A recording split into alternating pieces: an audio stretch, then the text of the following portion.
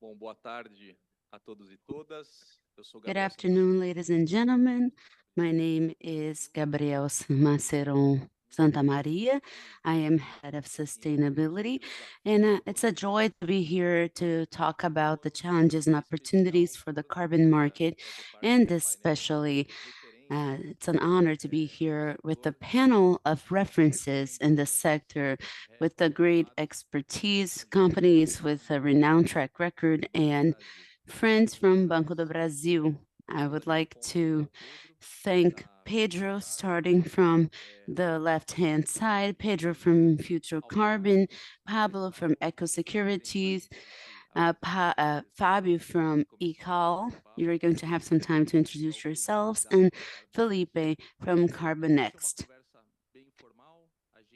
It is supposed to be a very informal conversation. We're going to have a different format. I'm going to direct a question to one of our panelists, and a second one is going to bring us a different angle, uh, maybe agree with that point. And it's open for those who want to comment on that topic. The mic is open. I would like to say that on behalf of the bank, we're very excited with this promising market, this advance in the federal government, and for the voluntary market, we have a lot of projects in Brazil as well. So I'm going to start with the interesting part, I think, which is what hearing you.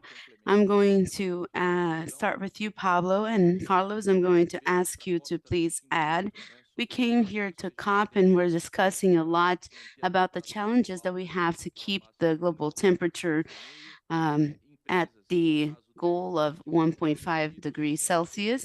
In the case of Brazil, they are committed to being net zero until 2050. And I would like to hear from you how the carbon market contributes to these challenges.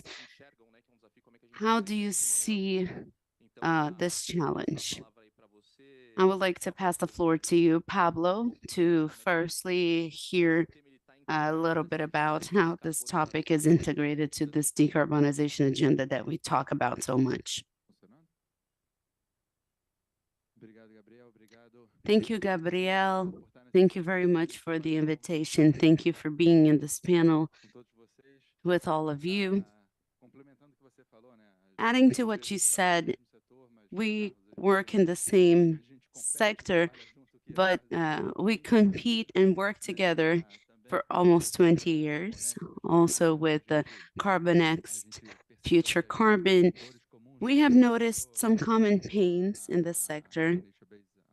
We created the Nature-Based Alliance in Brazil.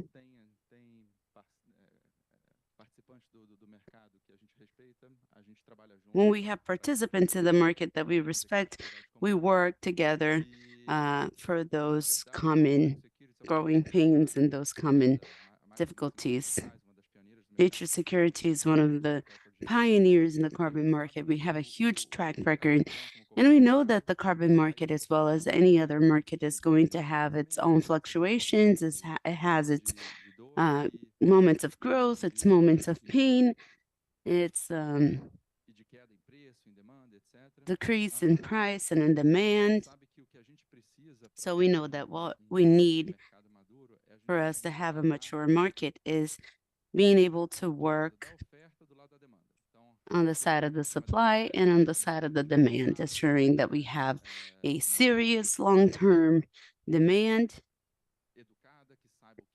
an educated demand that knows what is a credit project, the quality associated to it, the process of decarbonization.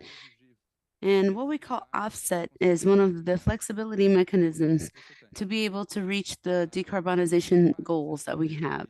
And we have several sectors that are very difficult to reduce emissions, and we need an extra help.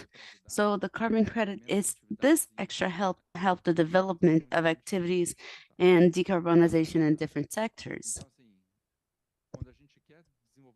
So when we want to develop this kind of project, we need And 90% of the projects of carbon, they need capital because a carbon project is always associated to change in a production practice like a agricultural practice or forest preservation or in an energy practice. And in order to have this change, almost always we need new infrastructure investment. And if you need investment, you need mobilization of capital. It's paramount to have partners like Brazil who understand that they have a key role of mobilization of capital for generation of demand. And just to leave some food for thought, I think it's paramount to have the work of financiers for the demand. If you are searching for money to generate activities of decarbonization, having an agent there is paramount. And for another activity of production non-related to decarbonization, you should at least have this demand from the financing agent of a commitment of this company in terms of climate responsibility and assuring this demand for the market. When you started, I was afraid that you were going to steal my joke because I always say the same thing. Now that finally my mom knows what I do and she understands what I do, and we have been losing money in the carbon market for over 20 years. Two jokes. I already tell my joke so you don't use it.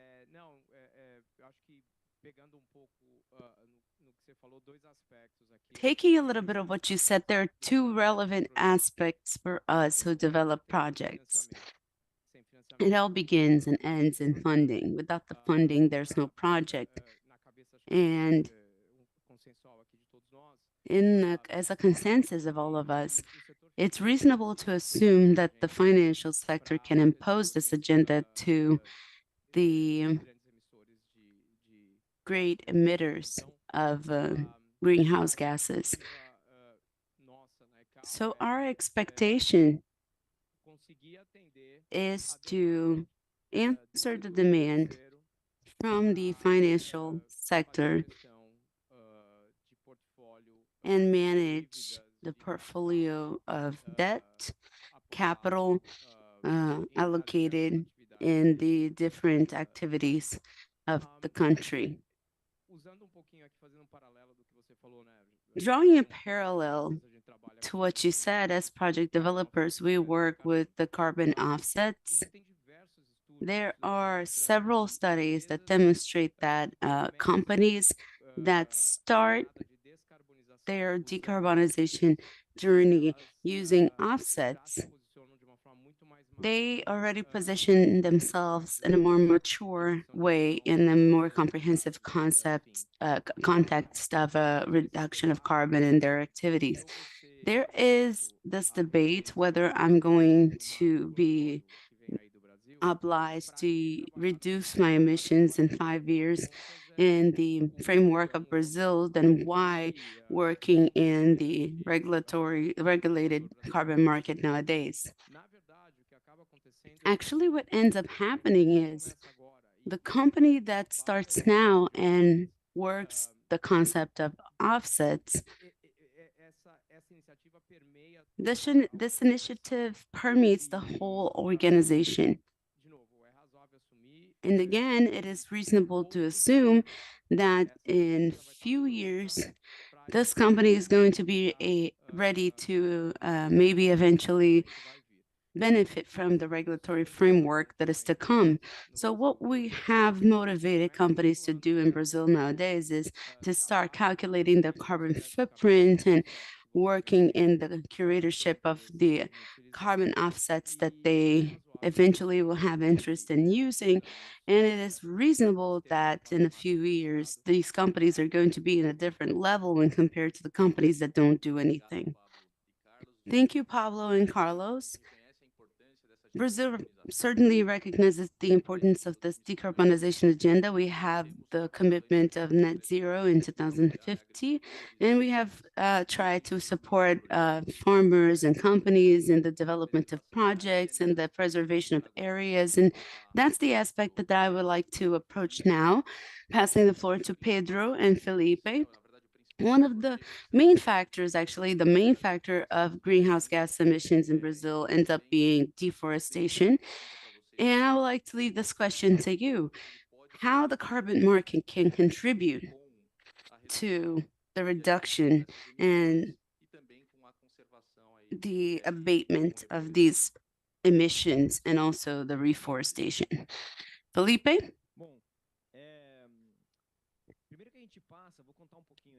I'm going to talk a little bit about CarbonNext. We developed nature-based solution projects focused on preservation, which is one of the biggest problems when we talk about emissions in Brazil. We're talking about 50% of the emissions coming from deforestation. And when we talk about the possibility of having carbon credits in our projects, we're talking about bringing resources to this agenda. I can separate this always talking about adding to the project. When I separate to nature-based solutions, we're talking about giving opportunity costs for the owner of the area to keep their standing forests and having a revenue on the standing forest. It's a wrong thought thinking that the person is going to leave the standing forest simply because they want to leave the standing forest. The pressure that exists regarding deforestation, especially in the Amazon region, is huge. And it brings this risk of deforestation. When we talk about carbon credit, bringing this to the forest, we say it is a cost of opportunity. We have studies saying that between $10 to $20, you pay for the cost of opportunity in the Amazon of having cattle, for example. If you have a market, in fact, you can scale up. So it is not sufficient to be able to want to have projects that are not scalable. This is the kind of problem we have in the Brazilian NDCs. And we open that to any kind of projects. When we had that in Kyoto and now bringing it to the current reality, climate finance can come from climate carbon credits for you to have an energy transition, or it wouldn't make sense for you to develop something that is not going to bear profit. That was worked on in the Kyoto Protocol, and we have to localize this to Brazil. When we talk about Brazil, we have to work on sustainable development in agriculture, bringing a more sustainable agriculture because there are resources to make this transition. We have to bring this for the person that has the option of making that area into a business, and other bringing this transition into other technologies. And I'm not going to go into reforestation where the capex is really high. There is a huge challenge that can be benefited from the carbon credits from voluntary markets. This is already a reality. It fluctuates as any other market.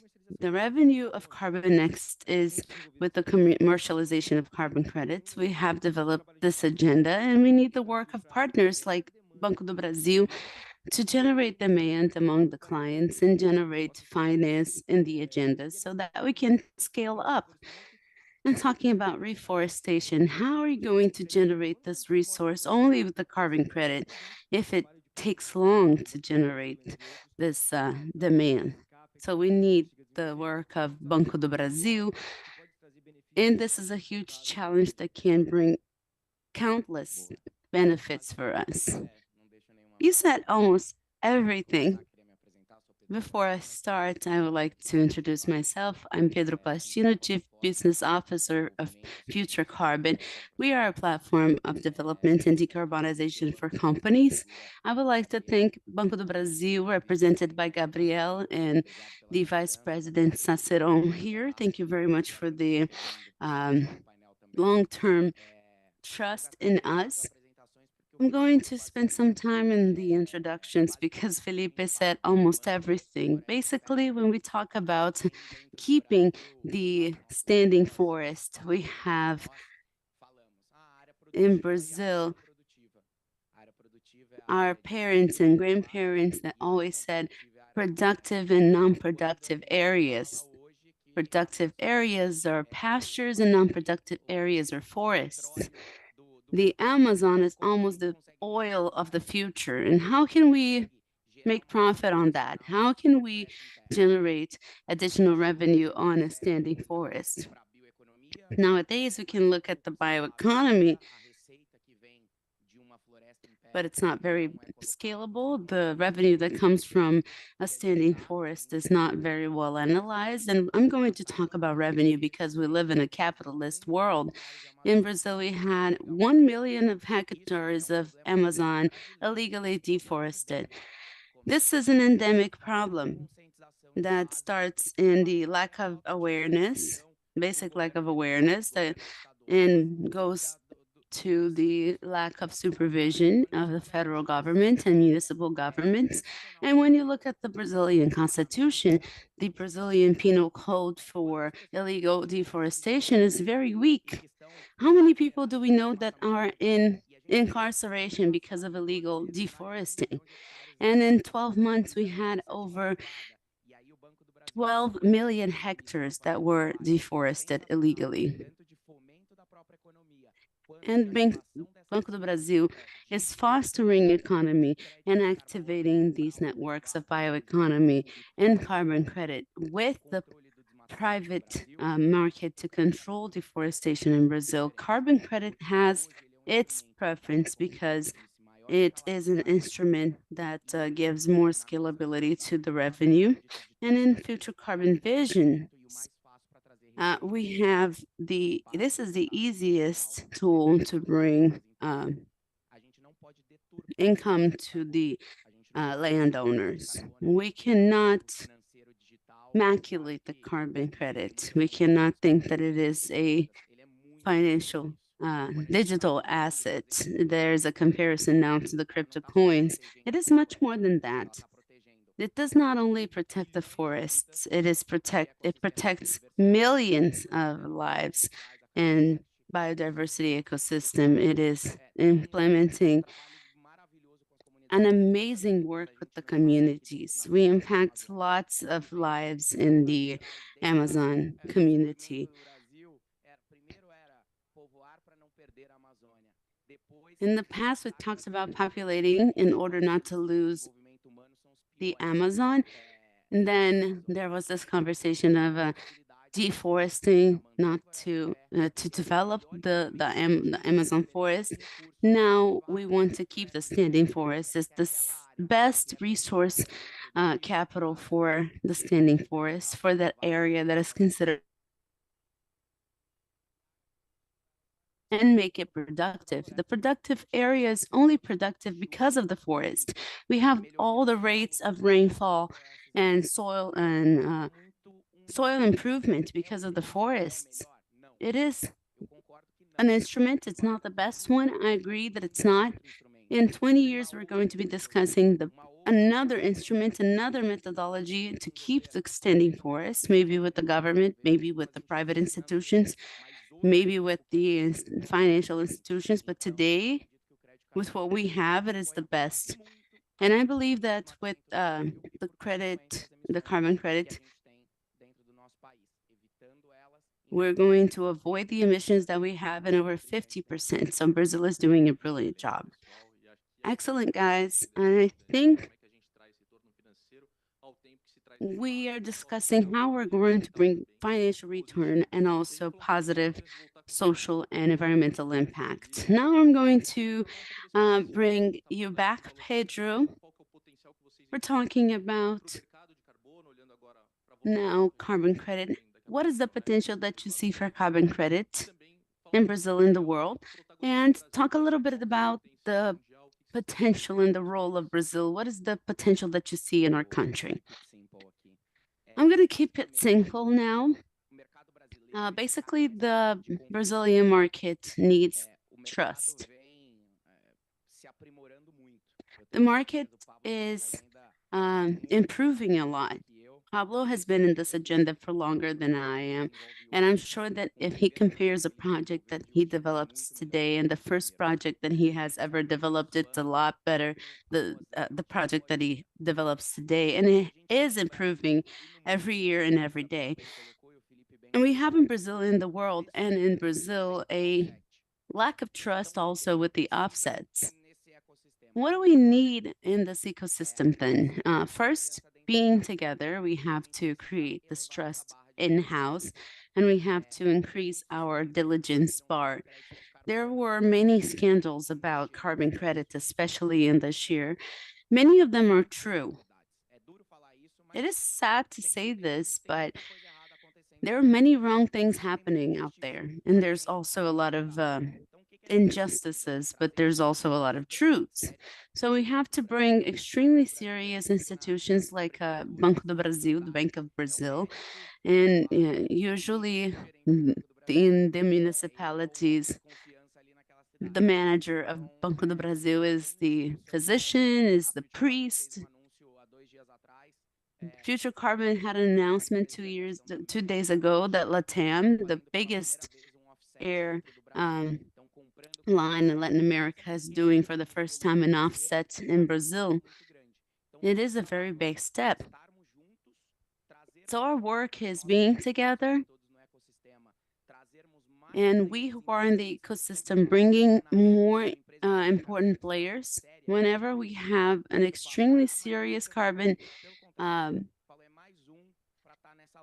operation, we say that it's another company to be in this struggle. We have to unite ourselves. We have to first be together to then take a step outside and bring more and more stakeholders. This is an adding calculation. Brazilian market has its own particularities and singularities. And COP, I have talked to all of the stakeholders and said, let's be together and let's make room. The project that we do with Banco do Brasil, it's Banco do Brasil's project. Banco do Brasil does not make mistakes. I'm sure that the three of them here, besides me, know that, and they are also trustworthy regarding Banco do Brasil. We have to give the attention that we have to the Banco do Brasil projects.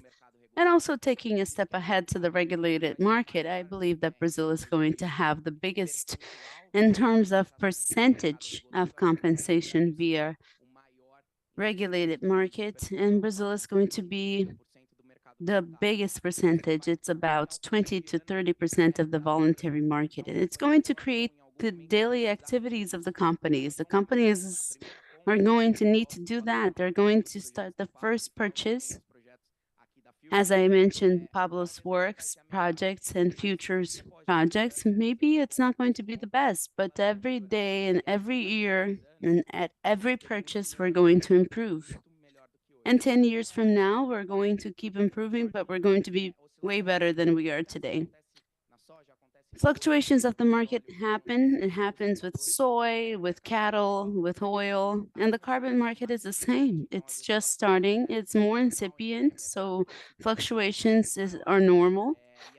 Fluctuations in any initial markets are bigger, but we're only starting because of the legends that started this project years ago. Basically, this is our view. So in summary, being together, bringing more players, and increasing your diligence bar to unlock all of the potential that Brazil has. Great words.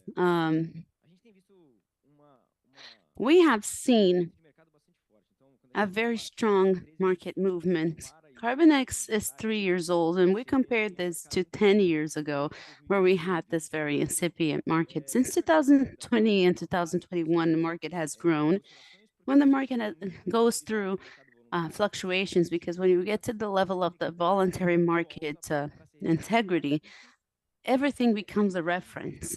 And this happens and it's positive because it has increased a lot. When we talk about carbon markets, I remember when we looked at the studies that show the amount of companies that were entering this agenda. It's huge. Oportunidade enorme. Quando eu falo Today de we Brasil, have a huge array of opportunities. Talking about figures of CarbonX, today we have over 300 clients. 10% are outside the company, outside the country, I'm sorry. They're going to purchase about 70 to 80% of our credits because there was a phase of maturity in Europe. que a gente fala, você passa pela fase de acompanhamento do mercado. Primeiro você entende a sua pegada de carbono. First of all, you understand your carbon footprint, and then you try to mitigate it. So you do an in-house work, you compensate this, you offset your carbon emissions. Within this agenda, the European market is still very active now. They have better caution on the types of credit because there were problems in the past. And now in Brazil, we are undergoing a discovery phase. When we have Bank of Brazil, among other institutions, showing to the clients the need to do this work and how to do this work, when you enter the agenda of offsets, the companies that mitigate the most are the companies that already work with offset. It's not permission, it's something that you need to do. So there's a huge development made by Apple. Apple Watch went from 36 kilos of footprint and went to 8. So when we talk about market, there was an extremely relevant growth. It goes through a scrutiny because of this, and good projects will have relevance. And we obviously continue doing this for commercialization. We see a huge potential in the next few years because of the maturity that it reaches because of, in terms of agenda.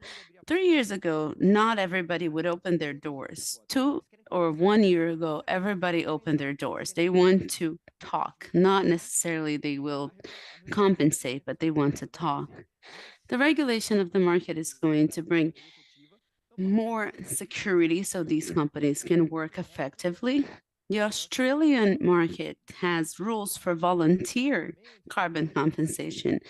So you have to understand the agenda, the regulation comes, of course, and scale. I want my Brazilian clients that don't, and I want my Brazilian client not to purchase 20 or 30%. I want them to buy 60 or 70% of our credits so we can increase the opportunities of preservation so that we can take resources to climate change. Excellent. I think one of the roles of the financial system is to generate demand. We have tried to do this. We have solutions to offer to the clients of the bank. We created a bidding where we could buy real estate that were taken back, and you could purchase them, pay them with carbon credits. We talked a lot about carbon credits of projects of nature-based solution, like REDD+. And talking to you, Carlos and Pablo, how do you see the potential of these projects in this near future? But can I talk about nature-based too? You can talk about anything, no problem. Everybody here knows I'm very pessimistic when it comes to the volume of the market in terms of nature-based solutions, especially when it comes to the deforestation of Cerrado. Cerrado has 200 million hectares. Half of the biome is already deforested, and the other half can be deforested in 50%. That is, if we use as metrics the present value of soy crops nowadays, $10 million the hectare. This is in the balance of the companies listed in the Brazilian agricultural sector. We're talking about $500 billion to Brazil. The world could not invest $100 billion since 2009. Brazil is not going to transfer $500 billion to Brazil. It is impossible to visualize the American sector paying for $500 billion in an international program, and the Paris Agreement for the Brazilians not to plant soy in half of their lands. This is not going to happen. Climate agreements start as environmental and they end as commercial. We lost our social environment of deforestation, but Brazil is going to hit records every year of deforestation in Cerrado. And when they change the forest code, this will accelerate the deforestation. These studies that are sold very expensively by the big consultancy firms, they fail, in my understanding, in pricing the option of deforesting to raise cattle. When you raise cattle, every 3 months you receive a payment.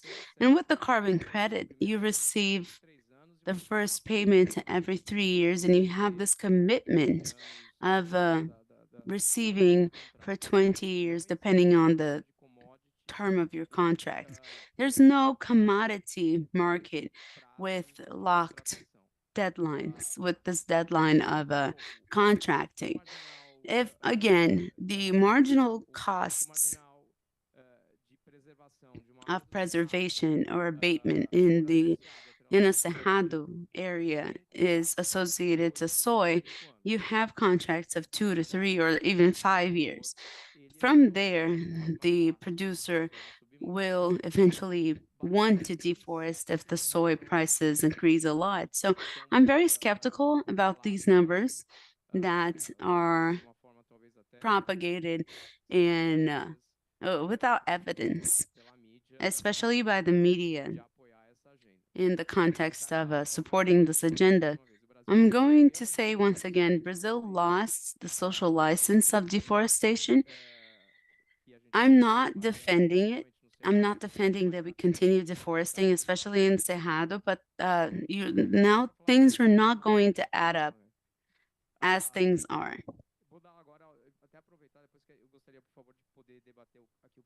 I would like to be able to debate the bill of law with my colleagues, but in 2019, 2020, the biggest standard in the voluntary market, which is VERRA, decided with one signature that the renewable projects recorded in the VERRA project were not going to earn any credits. If the wind energy was widely used in the Brazilian matrix, the emissions would be even slower. In this context, China and India emit between 600 and 900 kilos of megawatt hour. The two biggest standards in the world, VERRA and Gold Standard, they simply don't allow that a developer in the project receive carbon credits for building a solar plant in India and China and Brazil. So I'm also concerned about those studies, and I understand that many times they are dissociated. These astronomical values that we see are dissociated from the reality of a developer of a project. Here we're supposed to talk about challenges and opportunities. I'm going to try to mention a few points that were discussed in Pedro's previous speeches. You talked about my first project. I started in the market in 2003, and I was involved in a Brazilian project of capturing landfill gases in a landfill in Rio de Janeiro in 2003.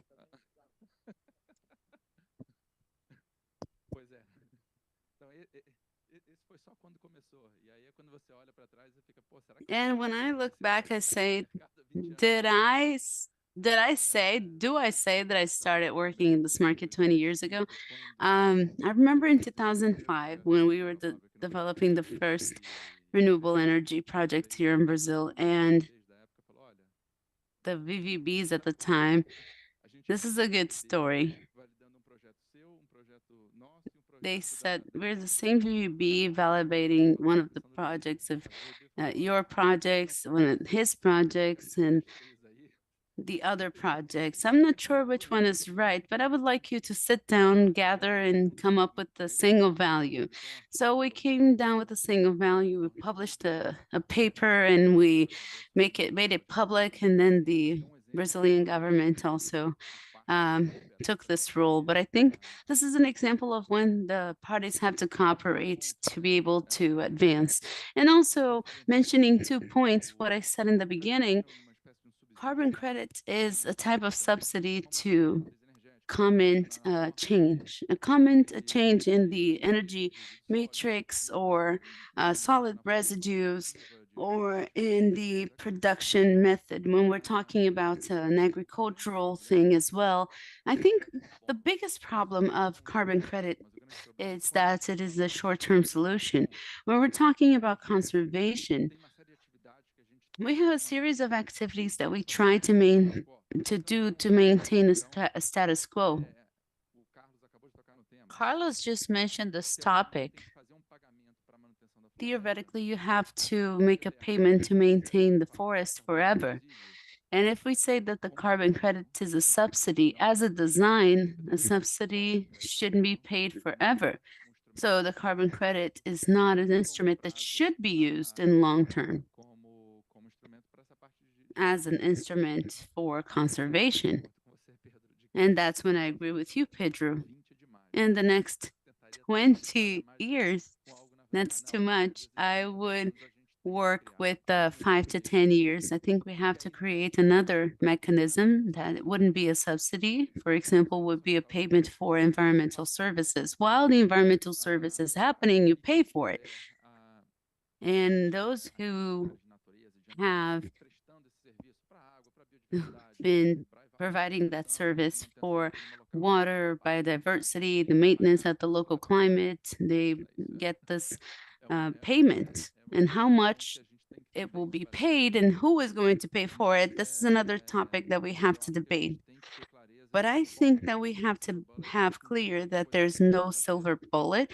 There's not a recipe that we're going to use only to solve this climate emergency. And also, this comes as an instrument of change generation. We have to take into consideration those infrastructure projects, renewable energy, transportation. We have a series of topics when we have to have this instrument to accelerate this change process. Thank you very much, Pablo and Carlos. We talked a little bit about the importance of this instrument, the potential of this instrument, and I would like to bring a topic that already showed up in one of your speeches, which is the quality, the integrity of those credits. And I'm going to move back to you, Pablo, and Pedro is going to comment on how Brazil can advance to be this generator of carbon credit, and what are the cautions that we have to have not to have any kind of harm here in the Brazilian market. Me again. Thank you, Gabriel.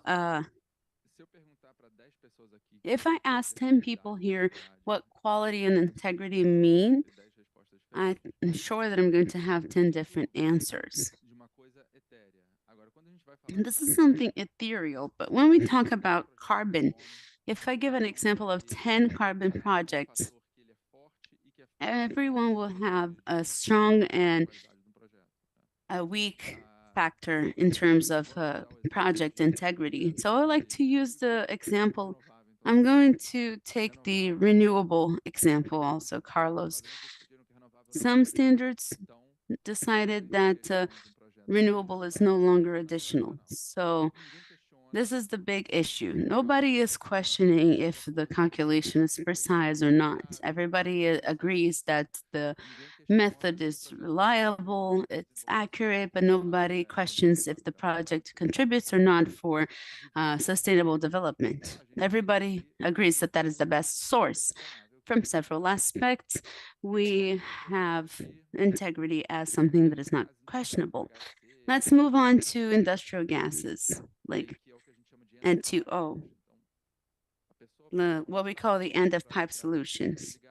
When you are in a project to destruct this gas, you have zero revenue. Additionality, 100%. When we talk about calculations of emission reduction, usually you have 2 or 3 campaigns, you measure for years, you get your history, you get the lowest value. Usually it's a conservative baseline. For the monitoring of the project, you have to measure every 1 to 2 seconds the concentration of the gases. You have to have a system with 3 gauges and backup, very precise measurement. What is the benefit? There's no benefit. What is a better project? It's an HFC project or a renewable energy project. You can get also a hedge project. You should define what is the baseline, if it's conservative or not. And a third aspect, which most of the standards are not involved in, which is the private contract part, the fairness part, the just distribution of benefits.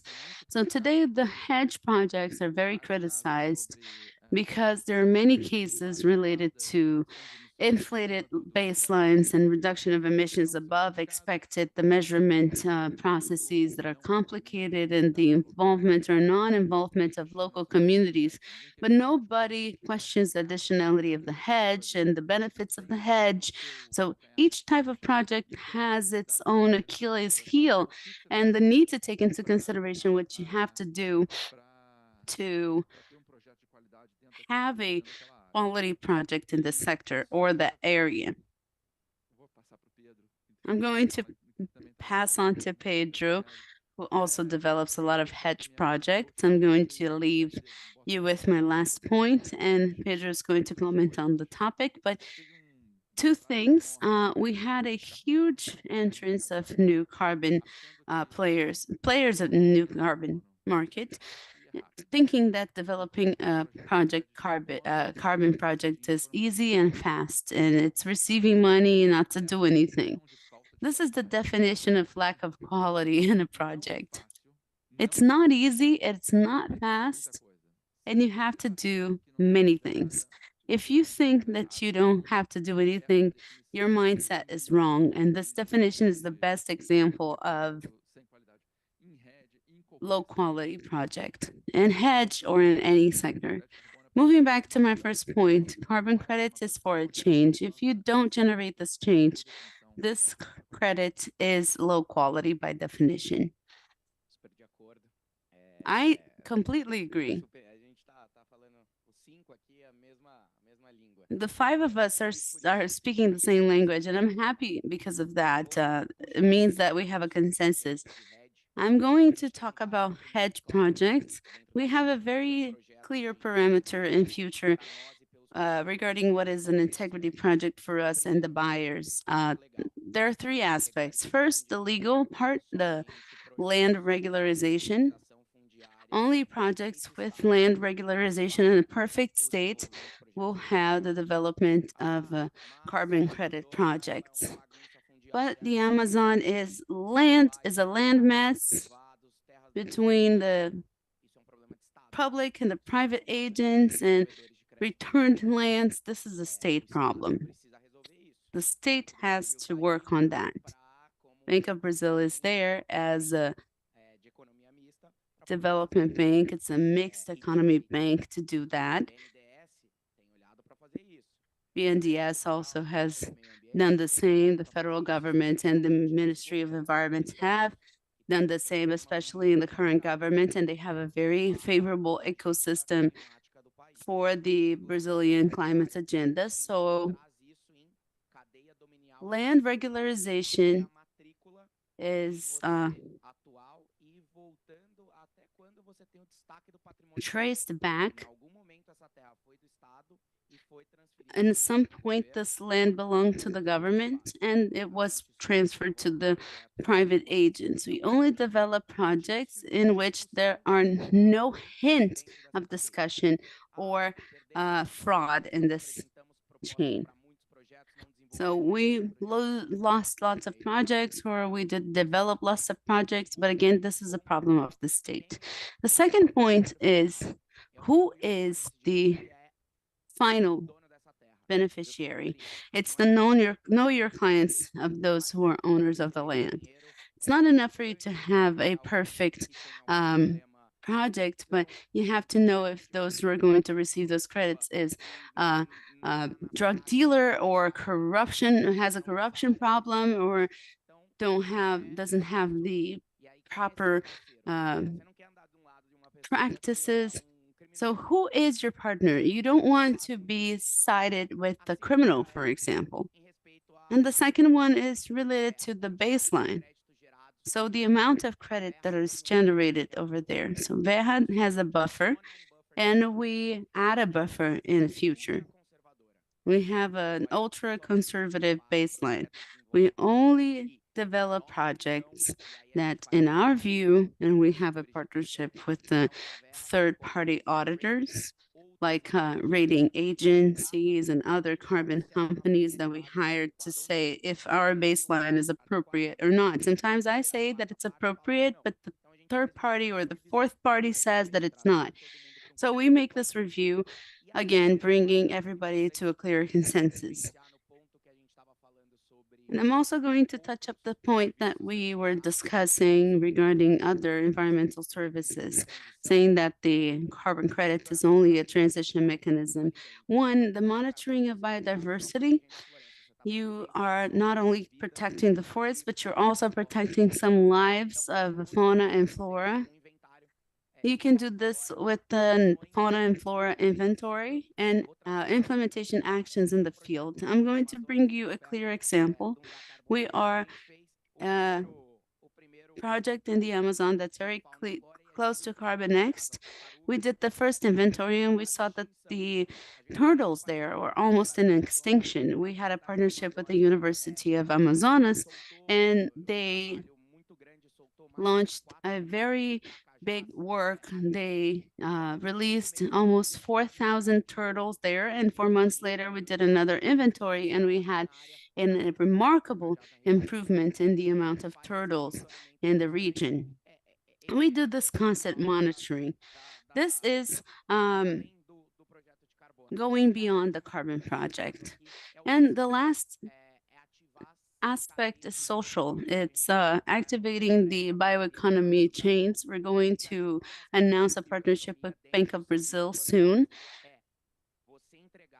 It is delivering to the populations in need who are there, who only have revenue through illegal extraction timber projects, like other products like Brazilian nut, acai, and other bioeconomies. This is our role. And the carbon projects, they have a date to end, 30 years, now 40 years. And after that, we are not going to be able to have other carbon projects. And how can you leave a legacy?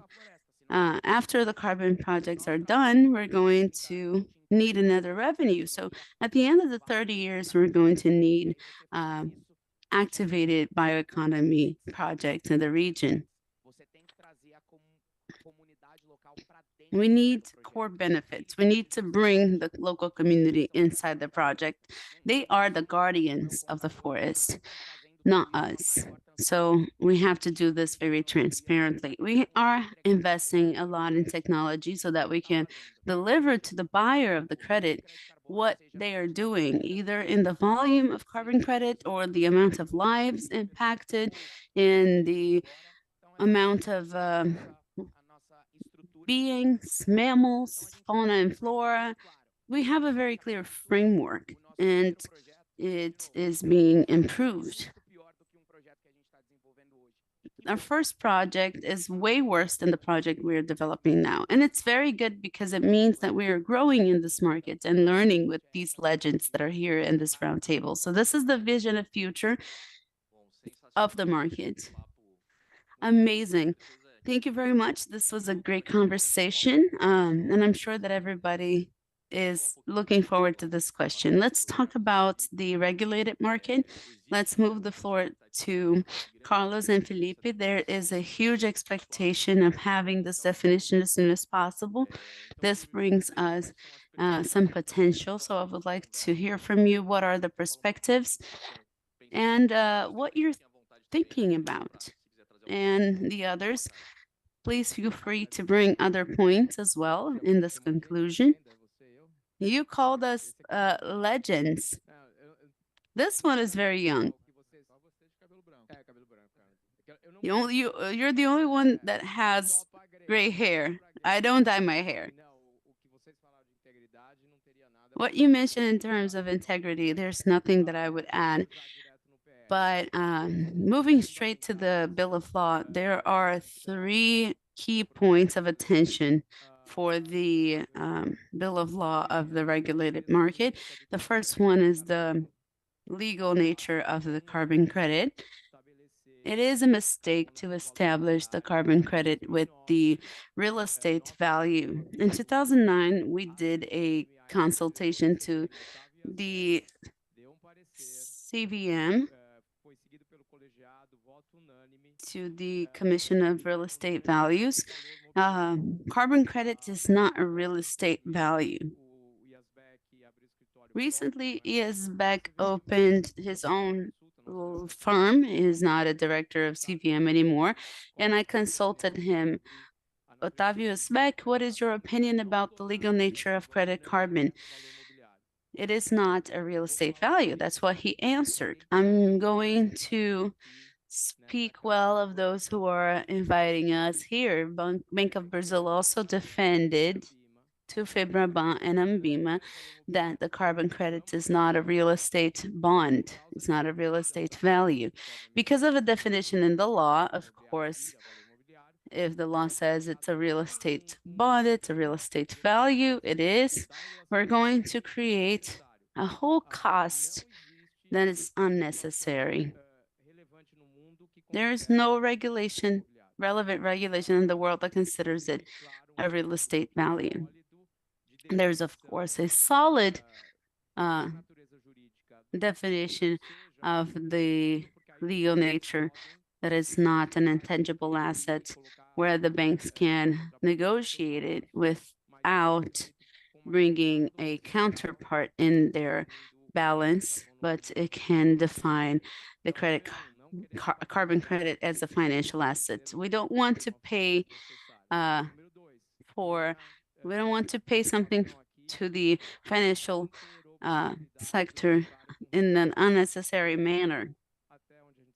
Brazil, as far as we know, is a sovereign country. We shouldn't be in the hands of Verra Gold Standard and a GCC.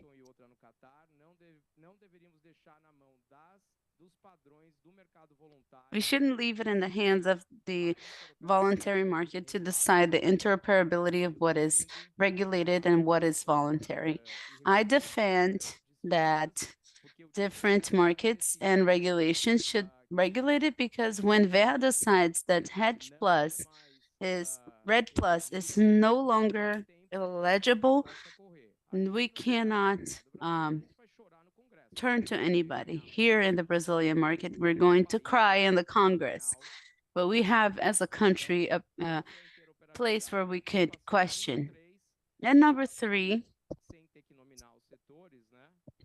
without having to name the sectors, it's a mistake that any economic activity in the country is able to leave the regulatory framework of the Bill of Law. I think it's a mistake that the agricultural sector,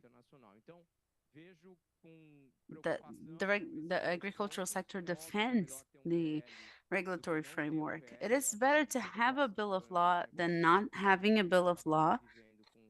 I think we're going to end up having to deal with this bill of law, but I think I have this concern that from the get-go, that would taint the regulatory framework of Brazil. I think this is nice because we see that it is complex to build a law. There are several aspects that involve a discussion. We have similarities in the conversation, and I think I like the conversation between the regulated and the voluntary carbon markets. Verra cannot own the reason regarding the good credit to be utilized. There should be a centralization where you can talk about the good examples for us to have a maturity regarding the types of credits that can be used. Quando a gente vai falar de mitigação, né, de construção, 25% a gente está falando de indústria. E aí 50% desmatamento, 25% agricultura. 25% corresponds to agriculture. I need to have scale. Otherwise, in 2030, it will be difficult to say that the commitments have been met. You might have 50% of the cases that did not benefit from a good public policy, whereas the remaining 50% benefited for effective public policy. But I don't think we should have only one institution or two that determines the market. So it is very important to have a more diverse dialogue within the voluntary market.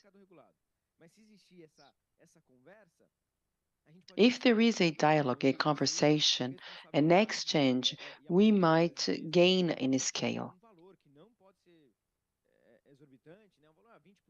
And I'm not talking about an amount that is outstanding, 20%, for instance. And in this line, in the scope of the regulated market, there is an exchange between the government and private capital so that we can actually bring about something that makes sense.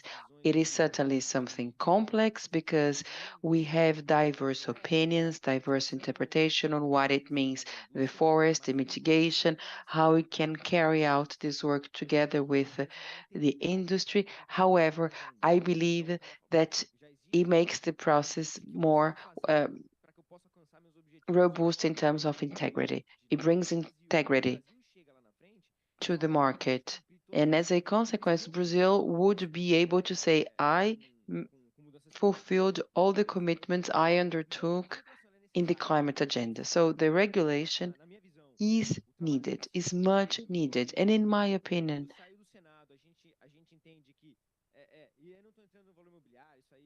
and I'm not going to discuss securities and prior discussions. He's not speaking to the microphone, sorry. Interpreters cannot hear.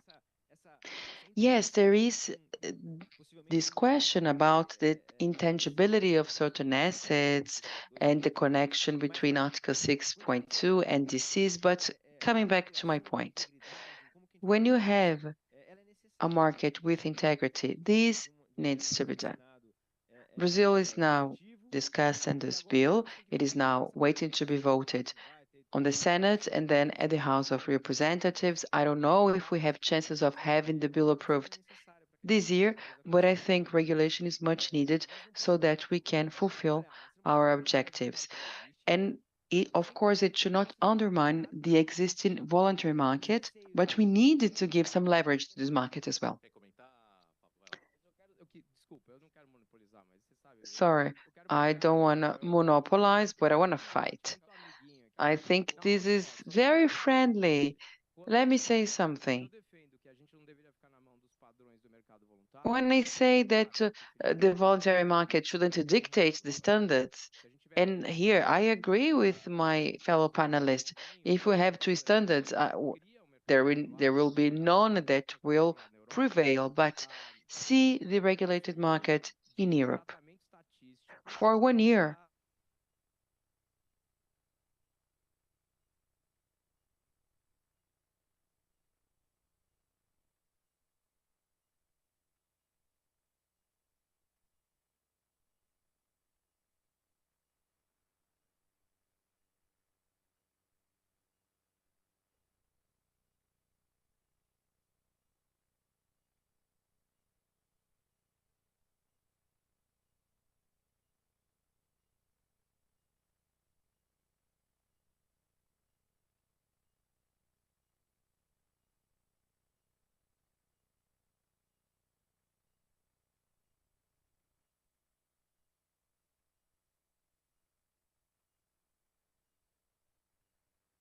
Mas eu acho que a graça e o bacana desse debate, né, desse bate-papo é justamente isso. A gente tem pontos divergentes, mas comentar, né, aqui, pelo menos pelo banco, que a gente está bastante animado e otimista com a regulação do mercado, né? Então a gente acha que esse é um caminho positivo e, obviamente, né, esse é um caminho complexo e de aprimoramentos contínuos, né?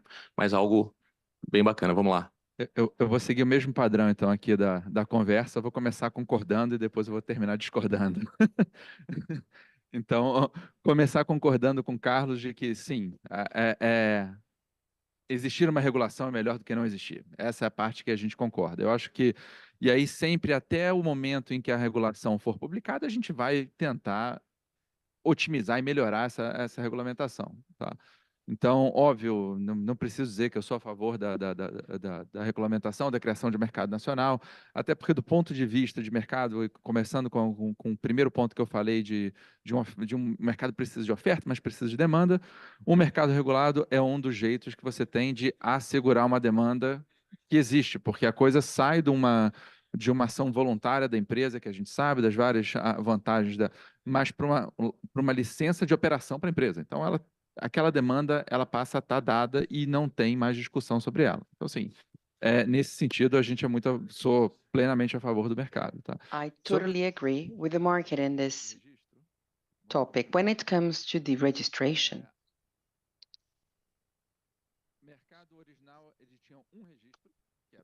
for the original market, there was one register from the United Nations, and the voluntary markets were created for the ones that were not under the scope of the United Nations.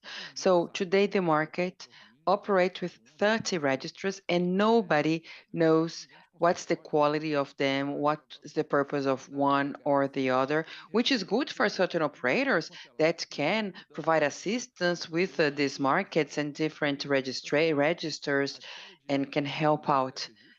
However, I think it is way worse to have 30 different registers.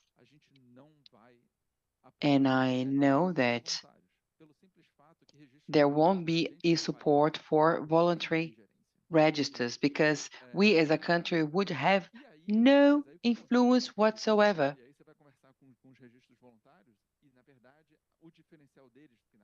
What is different about the voluntary register is that there is no national involvement. And there is a question, how will these two universes communicate? Once United Nations begins having other registers, the countries will certainly prefer the United Nations system of register. And as a consequence, the voluntary registers will have to find a solution to have a coexistence with the United Nations, maybe a gold standard. But when ONU was kind of dysfunctional in this market, we had a multiplication of voluntary registers. And something else on which I disagree with you. We have someone speaking outside the microphone, the interpreters cannot hear.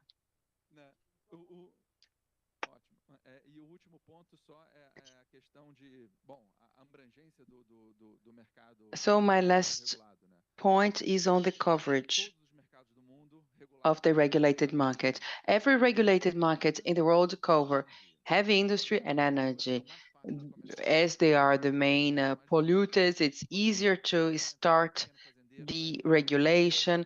Voluntary market will have 10 sources of emission, small holders, a level of complexity that is impossible to cope with for the regulators. So in my opinion, the agricultural sector has to be part of it, but once this market is more mature. And when it comes to conservation, again, discuss with the Brazilian negotiators, and they're going to say that in the long term and with scale,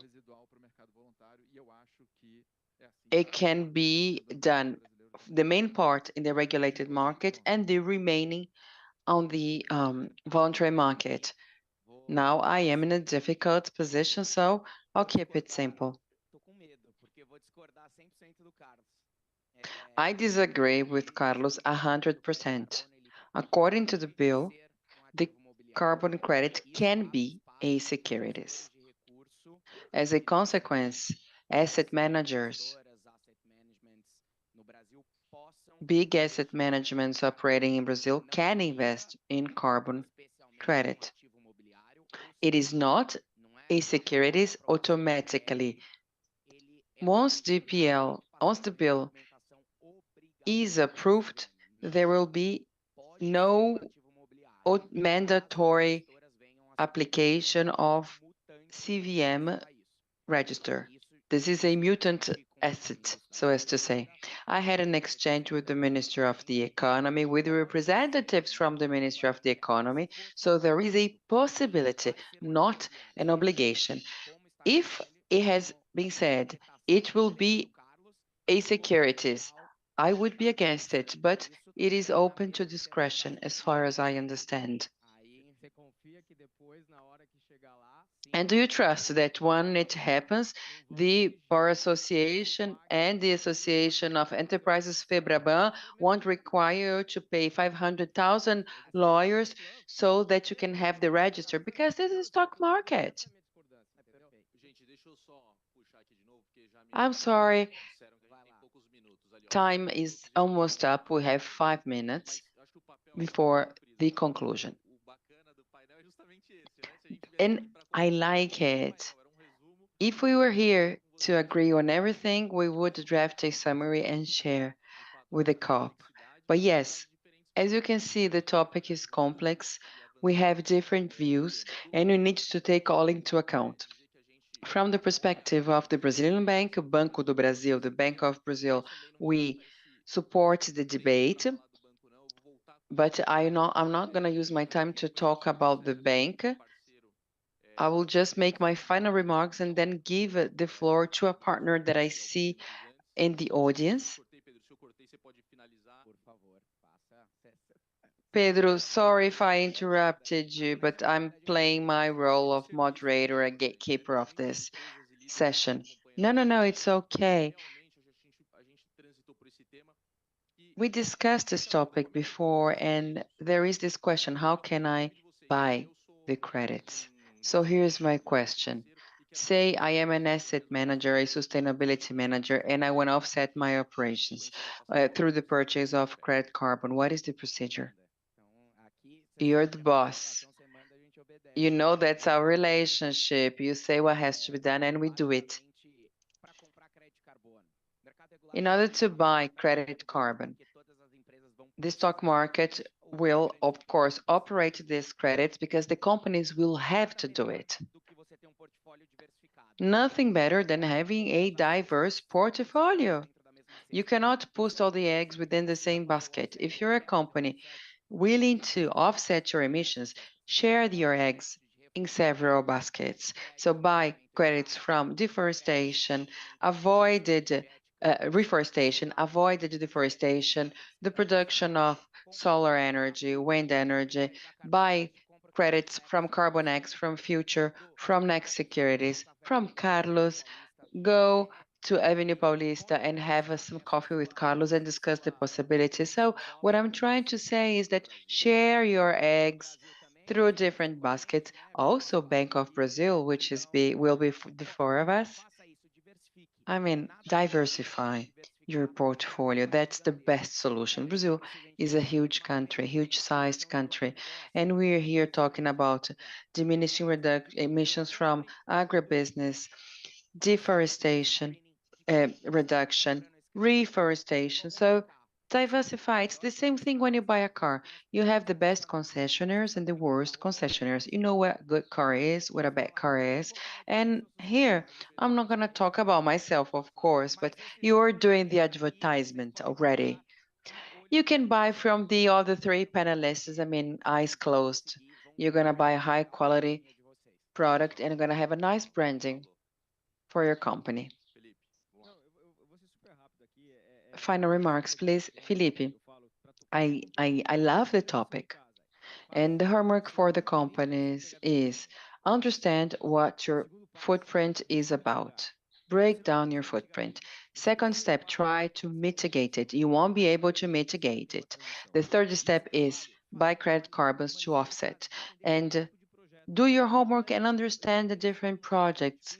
Please do not think it is a commodity, think it is a project. Decide what you want to do, what is the added value of each project, and then you make your choice. There are lots of good projects. Some are not good, I agree, but we have lots of good projects. So each one has to do a homework, which is understanding what your problem is and how you can deal with it. So you have to understand the peculiarities and potentialities of each project. I see on 1 minute to go. So I would just say thank you for the opportunity. I was going to say, if you want to call Credit Carbon, call AB3, and we have a Cesar from AB3. So there are some platforms that trade high quality credits. We are showing some possibilities for you, but you have many others as well.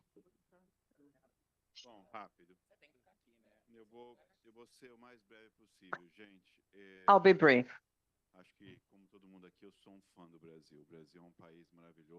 I'm a fan of Brazil, a wonderful country with natural and human resources. So we could have extra hundreds billions of dollars, including wind, solar, green metals, green hydrogen, and carbon markets. I believe carbon markets have a very important role to play in energy transition. We have outlooks of hundreds of trillions of dollars by 2050, which means from 4 to 5 trillion dollars annually. So very considerable figures. And I would like to talk about the partnership we launched yesterday, Air Carbon and B3, to help and accelerate carbon markets at the voluntary scope. So B3 brings solidity, operational security, high integrity governance, and this partnership will make it possible for the members of B3 and our clients to have access to local and global markets. And on the other hand, the carbon has a very innovative model with a lot of experience and connections as well. So we believe that this partnership will be very important and it will be able to help this market grow and gain scale. So the challenge is a big one, and we are here to help. I'm available if you want to discuss, and I try to be as brief as I could, but I'll be standing next to the coffee table, so please come and join me. Thank you. Thank you, everyone.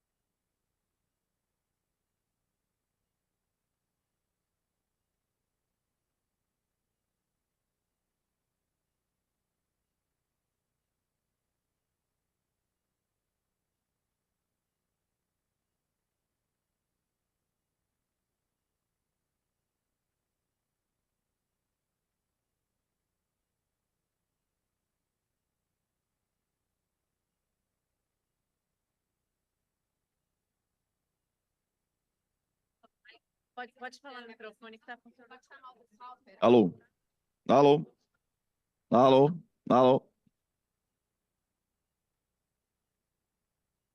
Alô, tá funcionando? Então vamos lá, gente.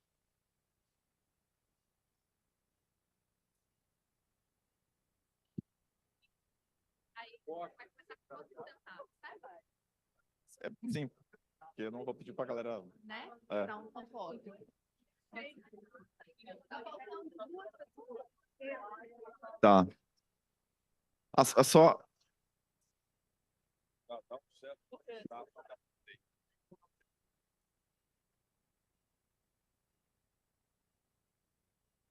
Vamos lá, pessoal.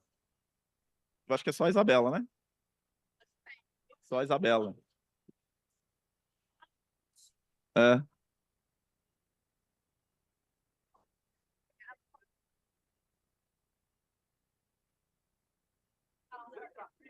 Ah.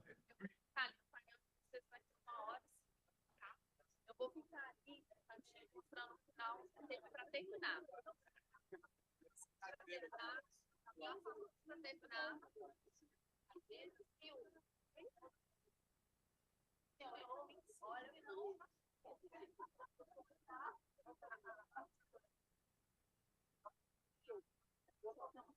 Tá,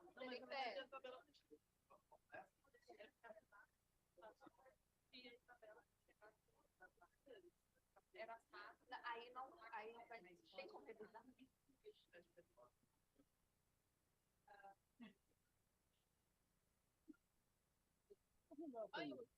Ah, então, você tem que sentar aí, Renato.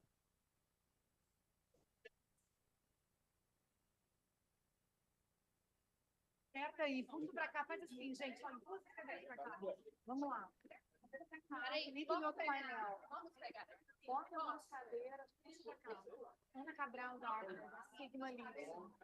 Pegou aí? Vamos algumas vezes. Esse é o painel da mining. É esse. Mineração, agricultura e mineração.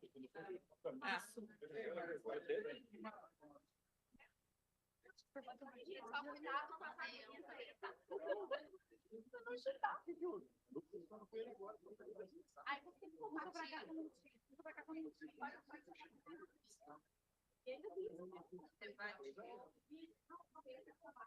A Isabela tá aqui.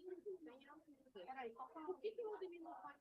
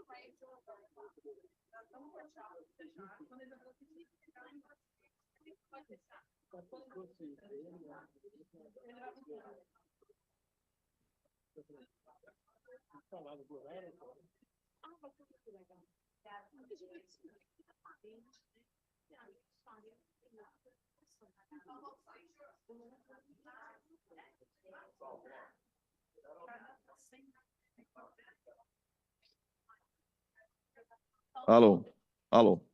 Pessoal, boa tarde.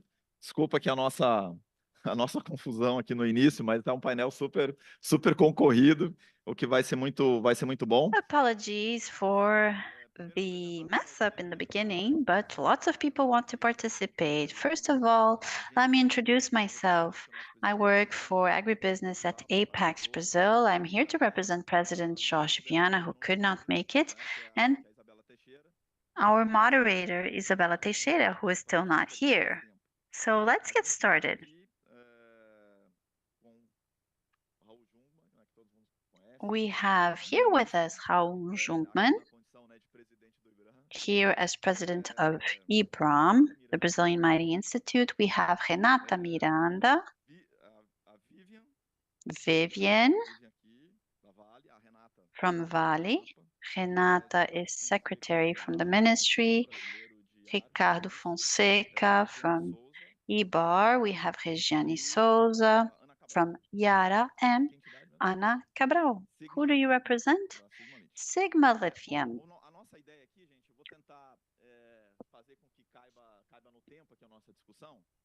So I'll try to fit all of us in the time we have, and I want to discuss the future and talk about agribusiness and mining, two major sectors. How are agribusiness and minings seeing the future? Even though I didn't agree this with our moderator, Isabella, but I have something I want to provoke you with. So talking about the future, and you have 2 minutes each, very quickly.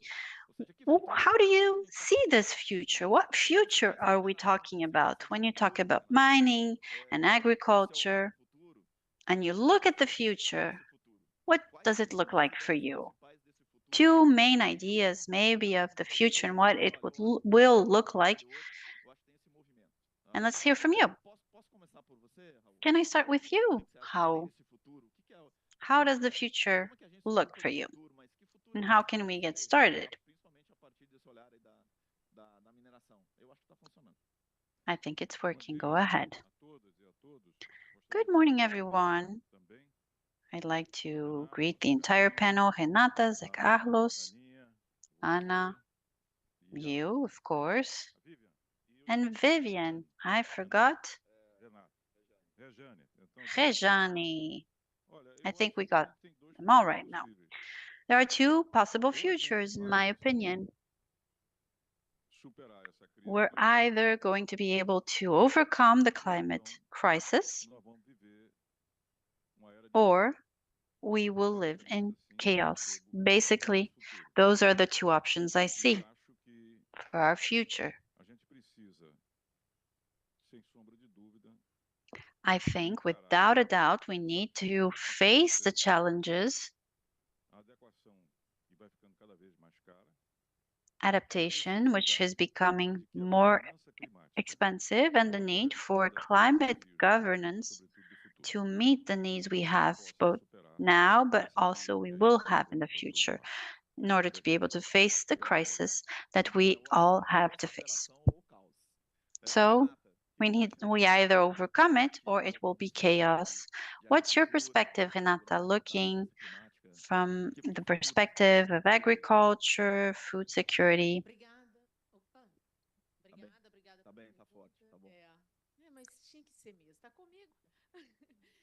Thank you. Thank you very much. Congratulations on your panel. We have very important people here to discuss this topic, which is so essential.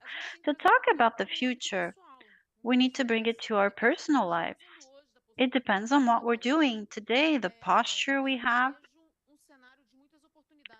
I see a context of many opportunities in Brazil, because if you look at the climate, how to develop but be sustainable, we have to be the first to recognize that we live better in terms of those capacities than others that have already lost their ability to get there. But how do we behave in light of the potential we have in Brazil and the opportunities that we have? Otherwise, if we don't take advantage of it, we will just be left to complaining, as we have done in the past before. So I think this is a time of opportunity. There's this sentence, they say, it was Churchill who said it, that says, pessimist sees difficulties in all opportunities, and optimist sees opportunities in all difficulties. And I lie with the second. So being able to overcome chaos, but you talk about opportunities. Thank you.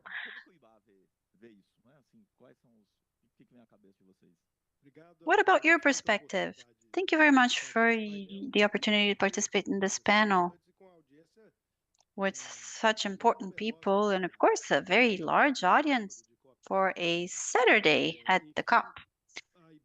Well, IBAR, the Brazilian tree industry, was created 10 years ago. by integrating associations that represented different efforts in terms of what was necessary to have a productive chain, including producing trees with a business purpose. Brazil has been doing bioeconomy before the term even existed. So before the term existed, we've always worked to develop this sector that impacts people's lives positively, more than 2 million jobs, direct and indirect.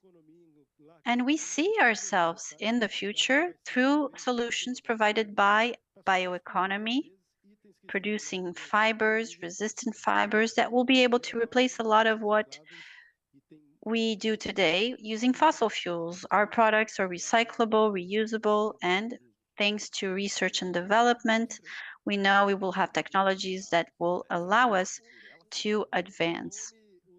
So the Brazilian industry for trees sees itself in the future. Exactly. And I think the name is quite appropriate because it talks both of the industrial aspect, but also trees. And how does Valley see the future, chaos, opportunity? Does it see itself in this future? What's the perspective of Valley? Good afternoon. Thank you very much. It's a pleasure sharing this panel with you. When you started making your comments, I didn't think about chaos. I didn't allow myself to think of chaos. I just was thinking about future because we've been mining since a very early time, of course, in a very different way. I think mining has a huge challenge because in order to be present in the future, it will have to be different, especially regarding its energy source. But there is no future without mining at the same time. So the difficulty is in making it possible to provide a society that needs critical minerals for the transition, making sure we get the steel and industry to shift towards a low carbon future in order to ensure that we do not have that scenario of chaos. So we have to be different, present but different. Yara, you work with fertilizers, so you're kind of linking the two, agribusiness. How do you place yourself? First of all, it's a pleasure being here. I've been outside of Brazil for a very long time, living in Norway, since Yara is a Norwegian company that operates all over the world, including Brazil. I think if you had asked me 5 years ago, I probably would have said that I was concerned about the future. But now looking at the development of agriculture globally, but also with great pride, looking at what Brazil has done over the past few years, I believe the future will be positive. It's a green future in terms of fertilizers, and we've been investing a lot in producing green fertilizers without using natural gas, trying to use what we have, what nature already provides, which is hydrogen, using catalyzer and taking the hydrogen that's in the air. So we believe a green future is possible. However, we also have to be proud of what we're doing today. Agriculture has developed a wonderful work. We tend to just look at 25% greenhouse gas emissions that comes from agriculture and land use. 70% of water consumption goes to agriculture. However, if there is one industry that everyone needs and everyone needs to discuss is precisely food, so agriculture. I see agriculture as part of the solution, and for me, I am very excited about the future. So let's greet our dear Isabella Teixeira, who has just made it.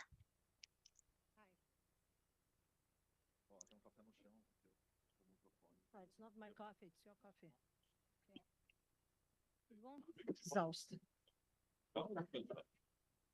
Tô, porque tem muita coisa acontecendo. Bem-vinda, Bela. Oi, obrigada. A pergunta que ele fez para todos nós. So the question that was asked to all of us, Isabella, is what's our vision for the future? I was the last to answer. Of course, we don't even have to introduce Isabella Teixeira. She is a reference for climate in Brazil, kind of an idol. So let me answer the question. How do we see agribusiness and mining in the future? Well, I think it has to do with being able to balance our planet. We know the planet has lost its balance. So in the future, we need to have that balance back, looking at environmental aspects and social aspects. In order to get there, we have to go through an energy transition. As you all know, energy transition is finding new ways to produce energy, which will have many impacts on everything that we do. Energy transition will have a direct effect on climate. So why do we need an energy transition? To be able to act on the climate.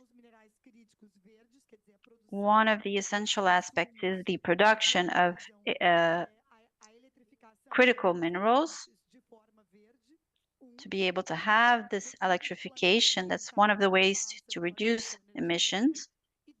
So the balance of the planet requires the energy transition, and the social balance of the planet requires us to reduce inequality. So you need to have a productive process that brings more social justice. I'm very optimistic. In Brazil, if you look at what we're doing now, we're already part of the future because we already have a green industry. In Brazil, with mining, we already have wonderful work that's been developed to add value to the natural resources, whether it is green lithium, green steel, a series of actions that the mining sector has started implementing, led by Raul. We have that aspect of reducing social inequality, and in mining, we're able to do that, which is why I'm optimistic. Being able to rebalance the planet on environmental and social terms is possible. It's already a reality in Brazil, and our sectors are going to help us get there. They are vectors. Aqui o microfone, por favor. Oi. Isabela, a gente tomou a iniciativa aqui de começar. Isabella, we started and I made this initial comment. And we're going to talk about the future, right, Isabella? So I asked each one of them how you see the future. What does it look like? Raul said, we have to overcome the problem or it will be chaos. And then someone said, well, I see it as an opportunity.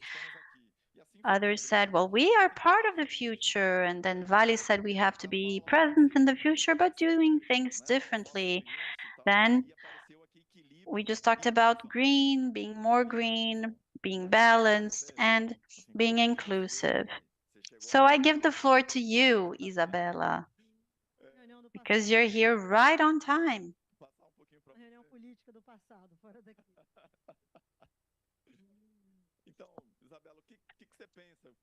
Isabella, what can you bring to the discussion about the future, how we can care for this future, how can agribusiness and mining see this future and position themselves?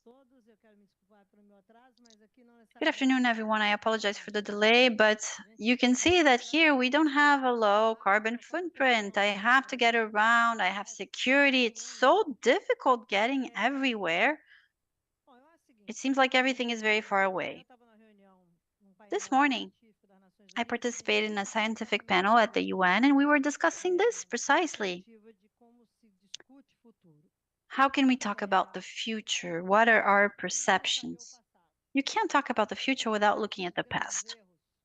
This is one of the big mistakes we can make, not recognizing where you come from, who you are, and where do you belong in the world.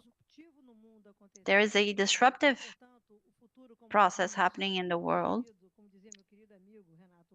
And future, as Renato Russo used to say, a Brazilian singer, he was a dear friend of mine. the future isn't like it used to be.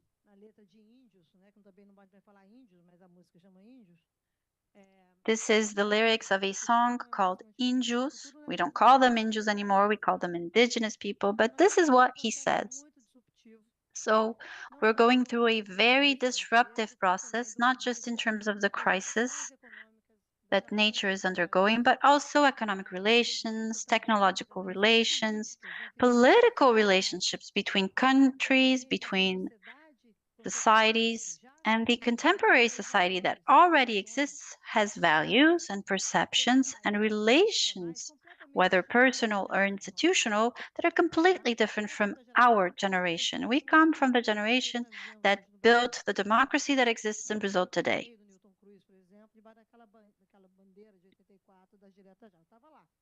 I was there asking for democratic elections back in '84. But you cannot talk about the future if those who are on opposite sides don't come together and agree on a pact. We wouldn't have a democracy in Brazil if representatives from the dictatorship hadn't sat down with those who were fighting for democracy and established a path for that new democracy. So agreeing on being able to phase out from the dictatorship in Brazil was a process that took place at a time when we were expecting this century to be very different from what it actually was and actually is. The ECO 92 conference that took place back in Rio marks the beginning of a decade that was preparing humanity for the 21st century, and it was inspired on the ideas of democracy, freedom. We had a conference on gender, on human rights, etc. All of that is a legacy that brings with it a vision, a Western view of the world, and imposes it upon all. We thought that world will end in 2000. It didn't happen. In 2001, things changed a lot. We had prepared for peace, but we had to go back to discussing security. And then China joined the World Trade Organization. And I tend to say this to people.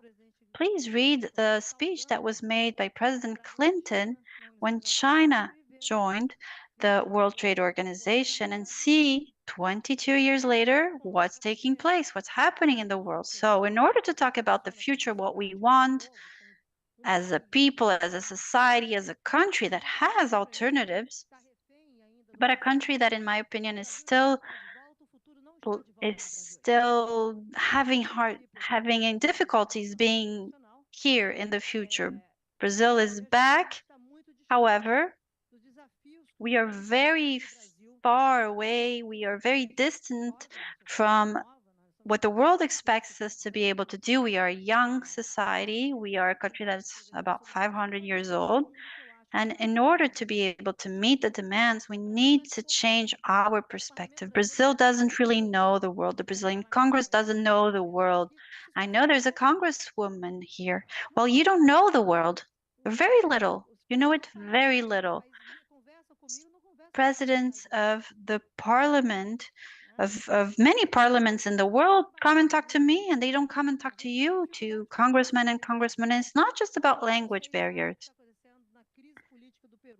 How many know what's happening in terms of politics in Peru? Everyone hears a little bit about Argentina because of our relationship in terms of soccer. We're closer to them. But what about the strategic relationship between Brazil and Paraguay? So it's very distant from us. And looking at where we are today, we're so distant.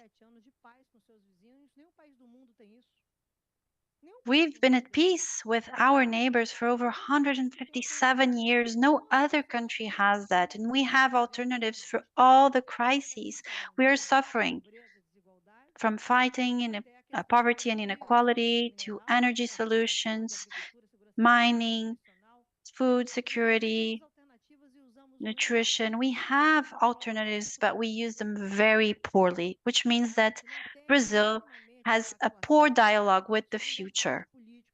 Estratégico de que a sociedade, qual é a educação política necessária? What is the necessary political education so that the Brazilian society can be seen as a leader? I'm not talking about the Brazilian political leaders. I'm talking about us, the society. I believe we are way far from that. I wanted to have this discussion about the future. I suggested this topic to Jorge because you're here talking about alternative businesses, results, companies that are learning things. Amazon is in the center of the debate, and that's a very good thing, of course. However, Brazil does not have a mindset for the future. We have islands. We need to get to know the world. In order to see the future, we have to see the world. So a world that has new dynamics, new movements, new convergences between bio age, technological age, digital age. So we cannot think that bioeconomy limits to the economy of açaí, the economy of the Brazilian nuts. Biofuel means bioeconomy. We get to understand that business models in which Brazil is competitive entail bioeconomy. So we don't have to fight over what can be the object of consensus. We see conflicts that are so stupid, such a waste of time. When you see the world looking for solutions, and the world does not have a short-term solutions to offer. So if you ask me, how does Brazil see the future? I would say that Brazil has to start taking care of its own country. Let's be Brazilians, you know. Let's take care of our countries, of our country. Let's leave aside disputes over ideologies, over the differences, because I don't know how we can be one of the largest producers of food in the world and have hunger in our country. I definitely don't get it. A country that fights for the rights of minorities, but at the same time allows the violence to permeate the entire society. I really don't understand how is it possible to eradicate poverty and have hunger back in Brazil. So there is something wrong in the structure of this country. And we go backwards when we do not look at the future. So my suggestion is let's take care of Brazil and let's better understand the world so that we will no longer say that we are a green power. Well, in order to be a power, there is a lot of work to be done until the world can see us as an alternative, as an ally. So we have to look at ourselves. Yeah, and understand the other side of the coin. And to conclude, when you see bioeconomy taking place in the Amazon and amazing cases such as the açaí, and I've been working on it for a very long time, so I've seen so many wonderful things. I'm part of the national heritage because I've been there for long. But I mean, if you zoom on certain chains, you're going to see they are sometimes interconnected with slave work, prostitution, children being sold, children being subjected to prostitution. You see the boats operating in the Amazon, they are sometimes called Putanik, that it would translate as hornik. So we cannot accept things like this. This is unacceptable. So we have a responsibility as Brazilians. And the future is taking care of our country and help the world get better. But in order to do so, we need to identify politically as Brazilians. I think we had it in the past. We don't have it anymore. It requires a lot of work, a lot of commitment, and please leave aside the aggressive ignorance that is overtaking Brazil. It is unacceptable that a society wants to remain ignorant. Thank you. Eu vou seguir aqui e só pegar algumas coisas que você falou, Isabela, assim como eu fiz em outros, né? I will continue, but let me summarize some of what you said. You said the future is no longer what it was before. We have solutions and alternatives. We have to see the world, see the leaders, take care of Brazil. Renata, after having heard the other panelists and the summaries, and after listening to our minister, our very dear Isabella,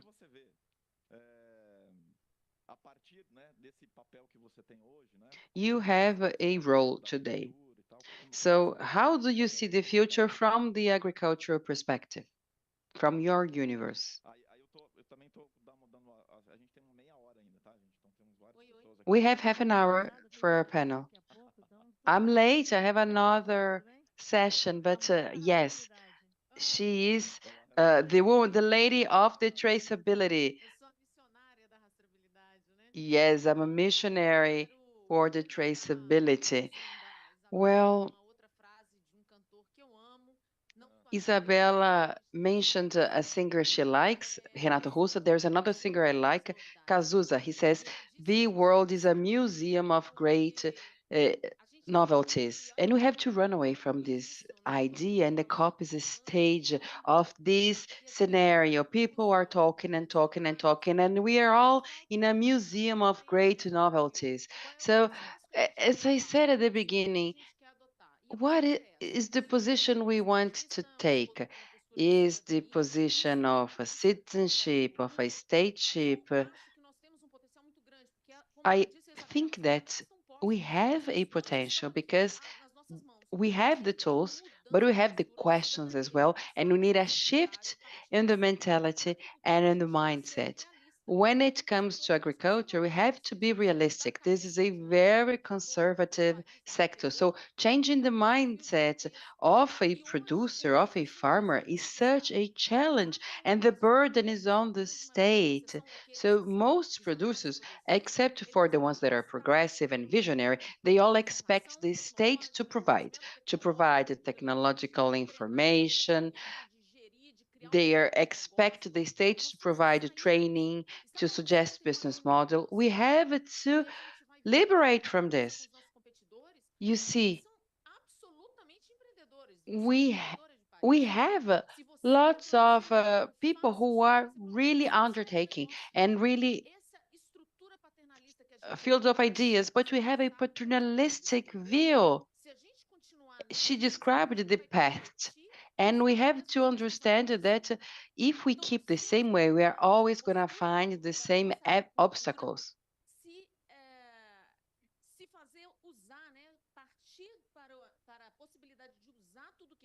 We need to learn how to leverage on everything we have. We have so many tools. We have the work carried out by Embrapa and many other institutions that transformed the country in the past 50 years, but now it's upon us, it's up to us to leverage on all of these that we have already. We have public policies, we have the tools, but we need enterprise in spirit.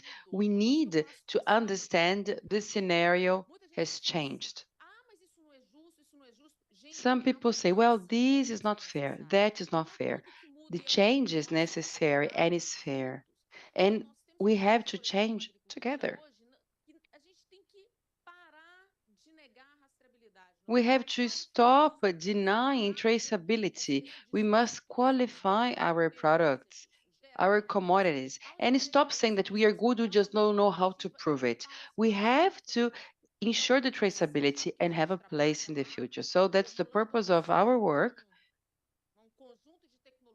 We are designing a set of technologies that can open room for qualifying our products and our production. So we heard potential, position,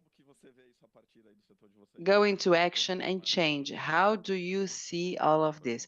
First of all, I'd like to greet Isabel and correct her. Isabella, we are from the same cultural generation, but not the same age line.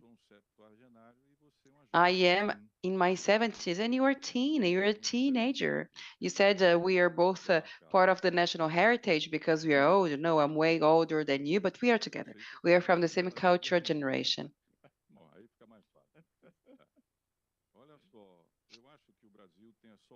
Anyway, I believe Brazil has the solutions the world is looking for, whether it comes in terms of food, mineral, carbon market, be it in terms of renewable energy.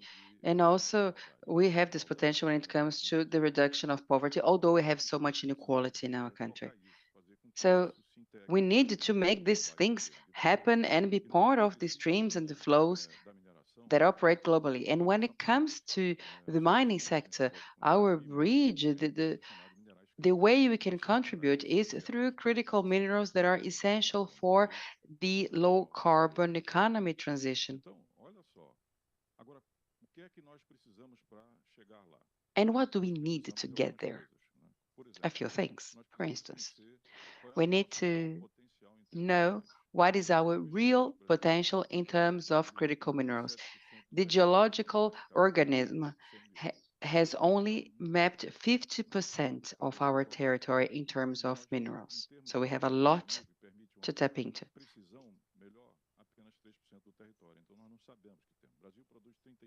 Brazil produces 35 million tons of critical minerals, including niobium, lithium, among other minerals. But we can do way more than that.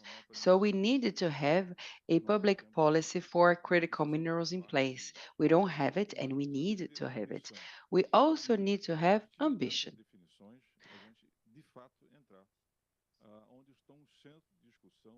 We need to be present where these issues are discussed. But before doing so, we need to do our homework, which means having mechanisms to support the production. And in this sense, BNDES is about to launch a fund for this purpose, which is good news. And we also needed to have other supports and other measures. And we need to better understand and map our territory and improve sustainability, the security of the processes, the traceability, everything that will make us more sustainable. And to conclude, I would like to greet our MP, Duda Salaber, and the president of the Parliamentary Front for Sustainability, who is also in the audience. And I would like to greet you all, of course. That's it. Thank you. Great, Raul. I was about to give the floor to Ibar to know if Brazil has the tools we need, and you probably will say that you are the solution, but I want to do something tricky, maybe. I would like to hear from Vale first. Raul made some statements, and he says that in Brazil we have the solution the world is looking for, but we have to do our homework first. How you see this? Do you think we have the tools? Do you think the homework's been done or not? What's your opinion? I'll go even further, and I'll make a connection with what you said as to the traceability. In my opinion, traceability, transparency, and positioning are necessary for Brazil to be able to discuss the future. In Brazil, mining sector has to decarbonize. This is a challenge. We need to replace our energy grid. However, when we compare to other countries and other minerals, we have an advantage already because Brazil has already advanced a lot in its energy grid. And when it comes to the positioning, you see the European regulation that does not consider scope 2. I believe that we need to take a stance. Without scope 2, we are going to be undermined because we did our homework. So I believe that this is important for the mining sector, for the agriculture. It's important to have such a positioning. And as to the transparency, we need to make it clear that there is a difference between the Brazilian product and the product from other producers. You see, this is important. You said something key. CBAM does not have scope to. What about ask to the average Brazilian if he knows what this is about? So, going back to Isabella, Brazil is talking to itself. We're talking amongst ourselves. The world is taking decisions. Things are happening and we don't even see it. And the traceability comes in place now, comes to the discussion. If you have no glass ceiling, you cannot be afraid of the traceability, and we have no glass ceiling. You know, I was at Investments Corp in a panel with Australia, Canada. It's not even comparable to the work we carry out in Brazil, but the position they assume abroad is, I mean, they have their heads up and we own the situation. We don't do this way. And that's the thing. We are the future, but we are so tied to the past. And as for mining, if you see the positioning undertaken by Canada and Australia abroad, they say we own the minerals of the future. That's how they position themselves. Whereas in Brazil, there is a prejudice against mining, whereas mining and agriculture can be drivers of development, because if mining and agriculture goes bad, we will have more and more illegal mining, more and more child prostitution, and all the negative impacts of illegal mining. So the traceable industry, the formal industries, sometimes they cannot operate because we are locked up in this idea of the past. So we really need to understand this from within.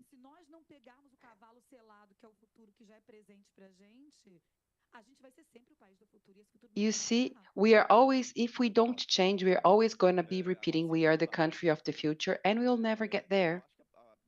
Now, there is a word you like very much, which is decarbonization, if I'm not mistaken. But you also mentioned traceability, transparency, business model, and this idea that comes from abroad. So you talked about our positioning at the international stage. So how you see all this that has been touched upon? You see,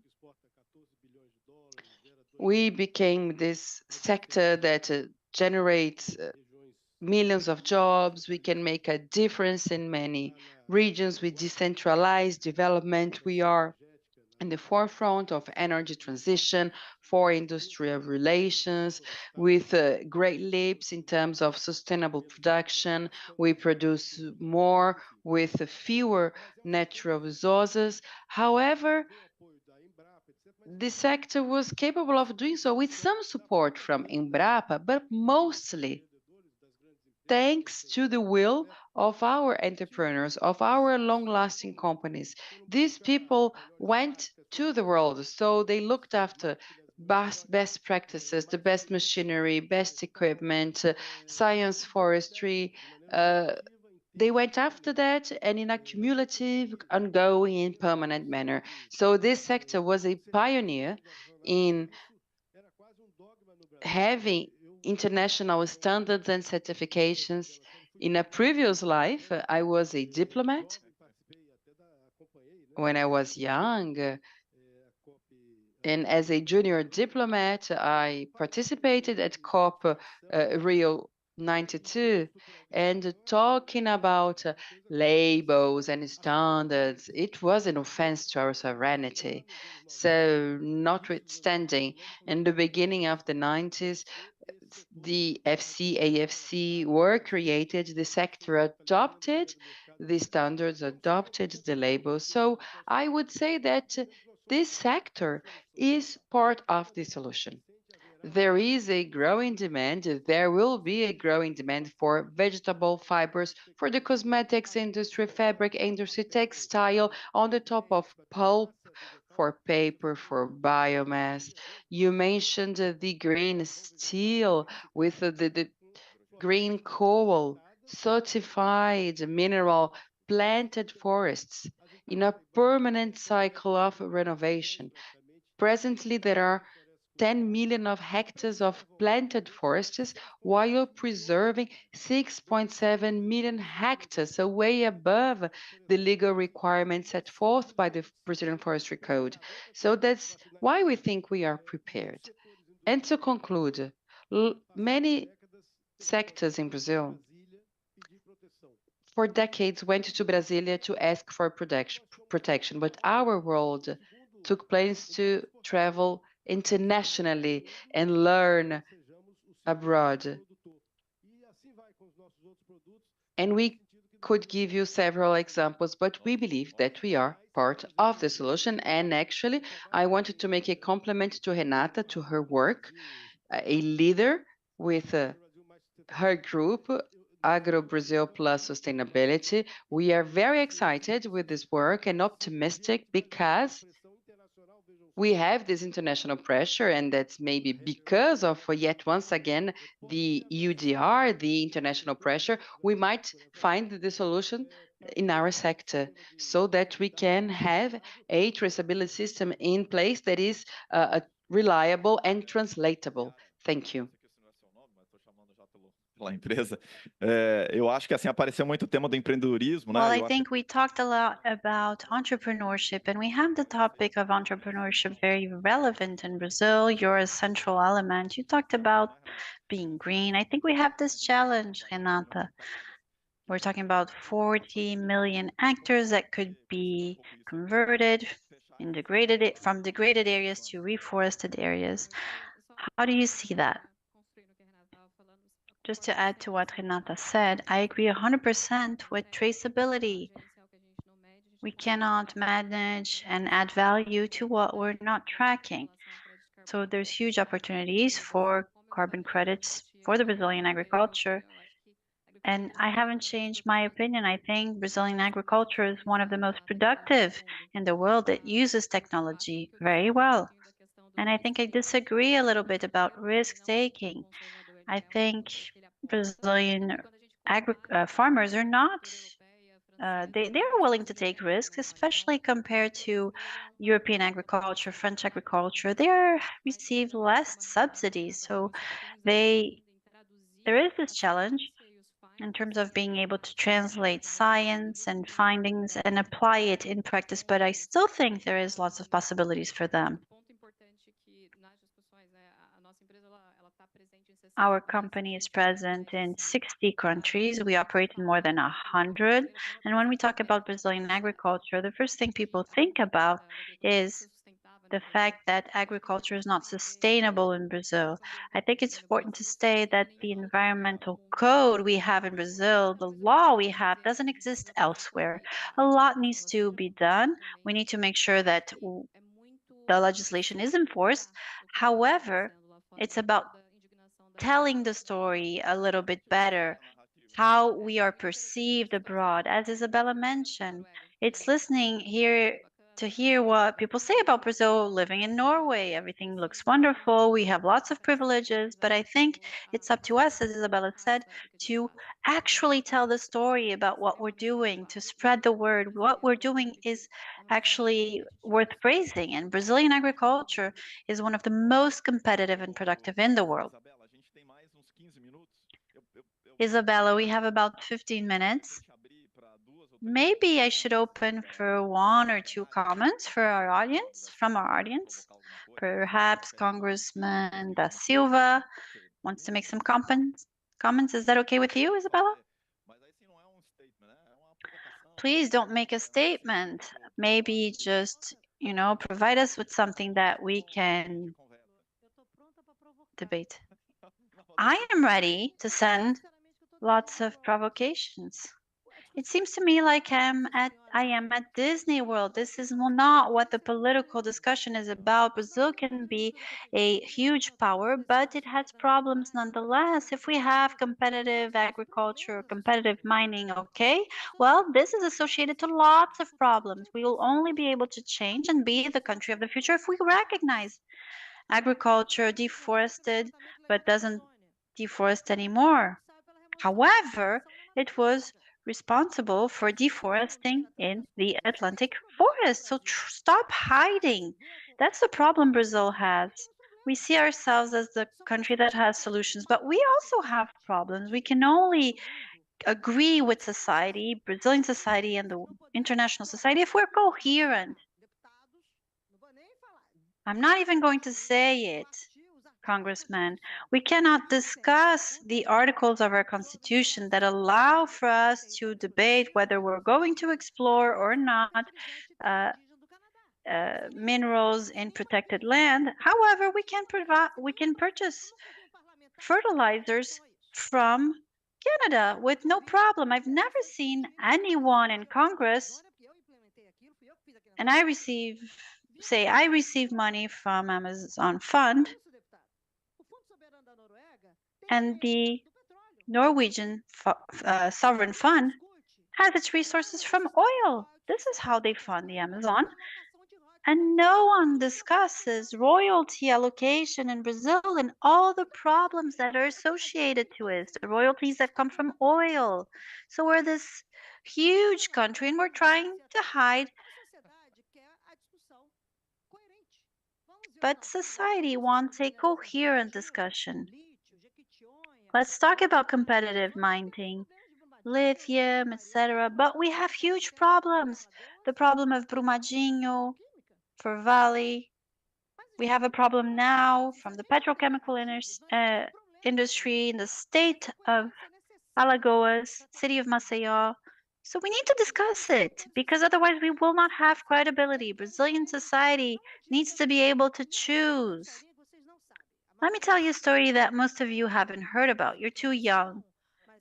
You're the only one who may have heard of it because you're one of the elders like me. But how did we modernize Brazilian environmental legislation in the 80s based on a decision from a program of the former SABEM? So the program to defend nature happened during the New Republic. It was civilians and military people discussing this project. Because you're very old, you're all also old like me, you know about it. The creation of IBAMA. It was born in 1989. Congress adopted law on agrotoxics, which is considered one of the most modern laws in the world. So what we planted back there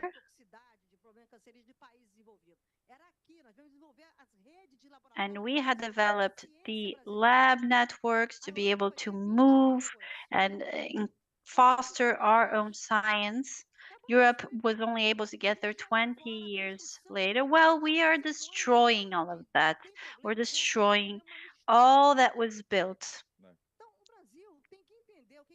So Brazil needs to understand what it's throwing out and what it wants to be able to deal with the present. It's not a country for the future. It's a country that's better in the future. I'm 60 years old. I come from the same generation as Juscelino Kubitschek. And, you know, everyone always claimed that Brazil was the country of the future. That didn't work. So we either discuss the good things we have, but also while discussing and reviewing the bad things we're doing. It's the people who suffer. It's the people who are impacted. So mining or wind power, it exists, but it has lots of problems in terms of its role and its connection to local populations. It's harming these populations. Some people like to just create polarization. Nonetheless, people are left to spend 40 years dying of hunger. So why am I saying all of that? Because Brazil needs to be coherent. We need to understand we have problems. It's worthless talking about agriculture. Brazil family agriculture for coffee provides the smallest, or actually the highest income in Brazil. Our income for family farmers who grow coffee is the biggest in the world, and I don't know why George Clooney goes to do all his films in Kenya rather than Brazil. So yes, we should talk about agriculture, but it has problems nonetheless. There's slave work going on. How can we help a sector that is okay with slave work? I'm not saying the big players are doing it, but it exists. It's there. And the same goes for deforestation. If the elite of Brazilian agribusiness doesn't say, well, we don't agree with that, then the trackability that the European Union, that with the model that you've set up, and European Union is thinking this model is incredible, all of that, well, trackability will be worth nothing. It's not trackability or accountability that's going to show that I have highly productive, highly inclusive agriculture. I need to be able to show the world. And I can't just have the speech on the one hand and all the problems that I don't look at on the other. I can't put all these problems aside. Otherwise, we have the silly political polarization that we have in Brazil today. So, should we decide what problems we're going to settle, how we're going to solve them, what exists today in Brazil, what are the solutions we have? We have mining with high technology, and we also have, on the other hand, a very rustic mining that's full of problems, but full of problems.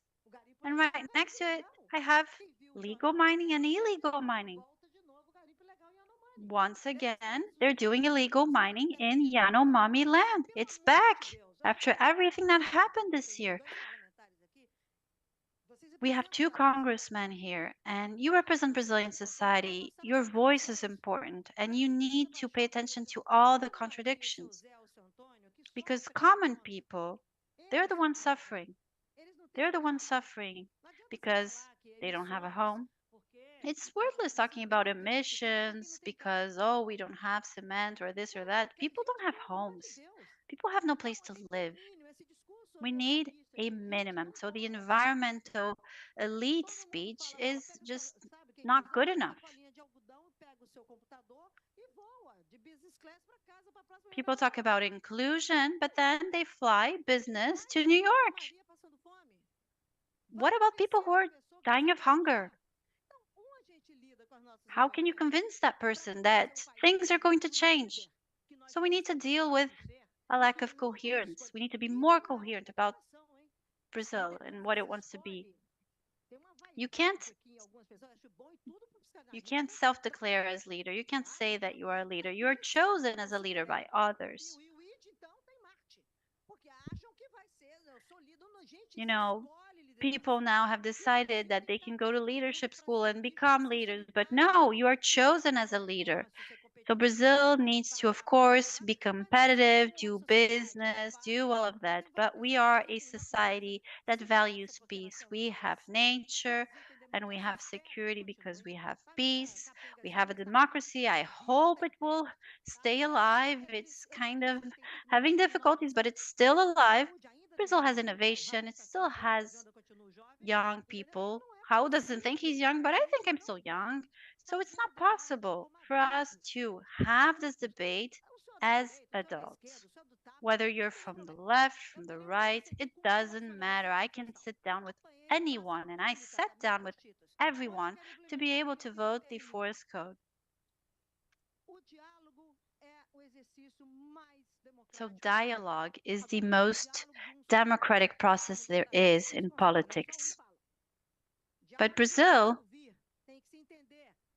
doesn't really focus on dialogue. A dialogue is something that you're going to build. It's not about going up and screaming and defending your ideas. We need to look at everyone's problems. How are we going to solve everyone's problems together.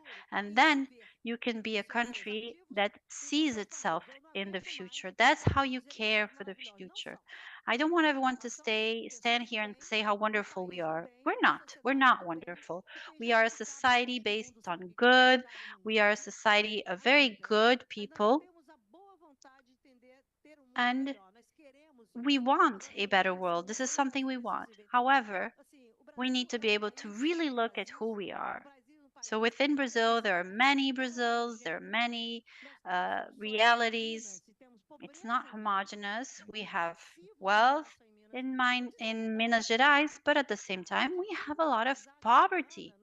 The disaster that happened in Mariana, all the rural properties that needed to be rebuilt, about 1,300, they only heard about the forest code afterwards. They didn't know about it. So are they bad people? No, it's because there is just a lot of informality. For 50, 60 years, we've tolerated a series of things that we can no longer tolerate. So we need to stop and actually be inclusive, and that takes time. But it's about the association, the pact that you sign with society. I've been working in this for almost 40 years, and I think we work in an area that allows for convergence to happen. However, we need to recognize our mistakes. We need to recognize where we start from. And when we go to set up dialogues, we need to say, yes, I recognize I have problems. However, let's start and work on the solutions. Let's hear from everyone else, please. Can you give me just generate some solution in the Brazilian Congress, because I'm tired of having the Brazilian Congress debate things that we do not care about.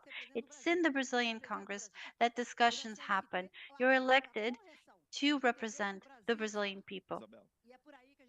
That's where it's going to happen. So please get going. And let me finish, please.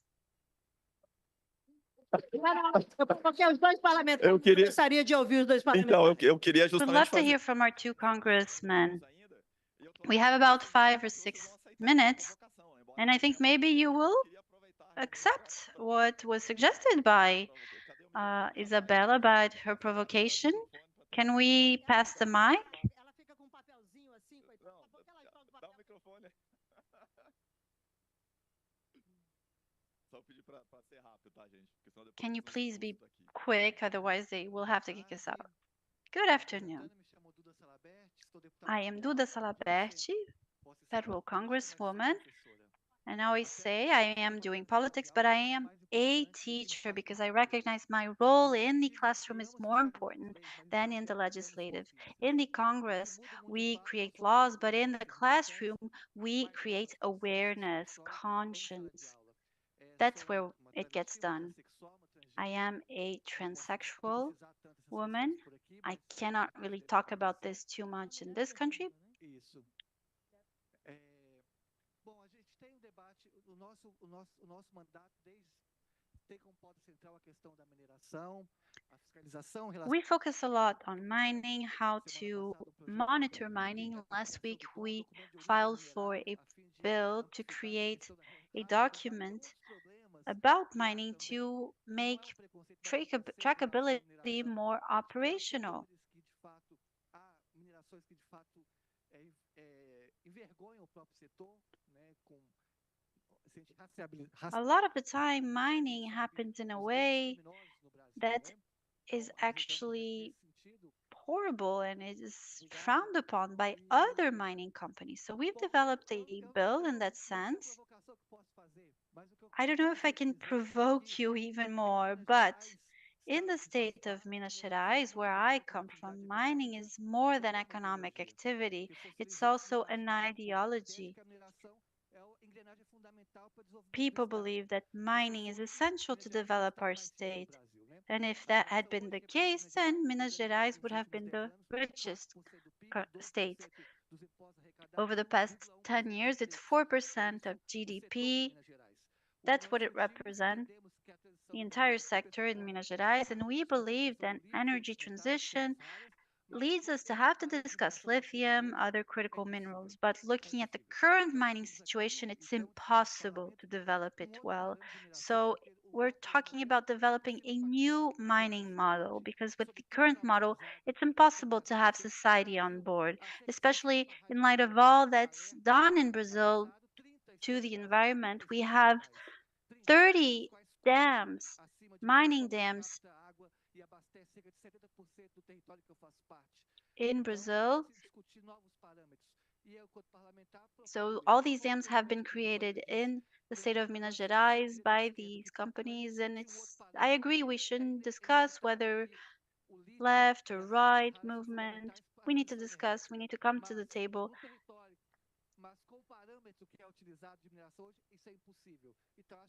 But according to the model that is being used today, the mining model that is being developed, then it's not possible.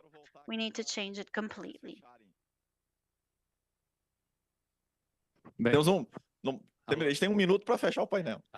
We have 1 minute and then we have to close the panel.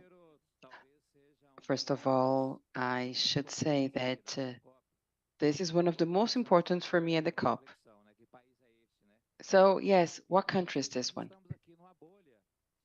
It seems that we are in a bubble. And we all know what has to be done, what homework has to be done. We have to do it then.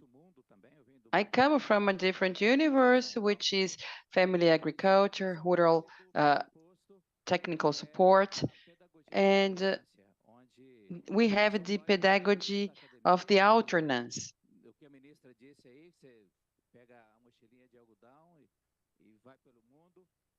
Which means not the global perspective, but we believe that the science can be a complement to the knowledge of the peoples. And that's why I decided to be part of the construction of this new knowledge that I joined politics. Because we complain a lot. Sometimes we claim, we say things, and sometimes we don't dare joining politics. So we have to go and do politics. We are from the same generation, Isabella, in the fight against the dictatorship. And for me, we always had two options for the future. One, we build the future we wanted to live in, or two, we live in the future the others will impose on us. And today, after hearing you, I think we have only one future that is possible. We have to learn from our mistakes and from the things we did right. And for the future, we have only one option. Whether we live the future of a country that is not an island, but rather a country where people like me decided to leave the family agriculture, join the committee that was assessing the disaster that happened at the tailings dam in Brumadinho, because I smelt the death during that moment. And then I became a parliamentarian. I took this decision because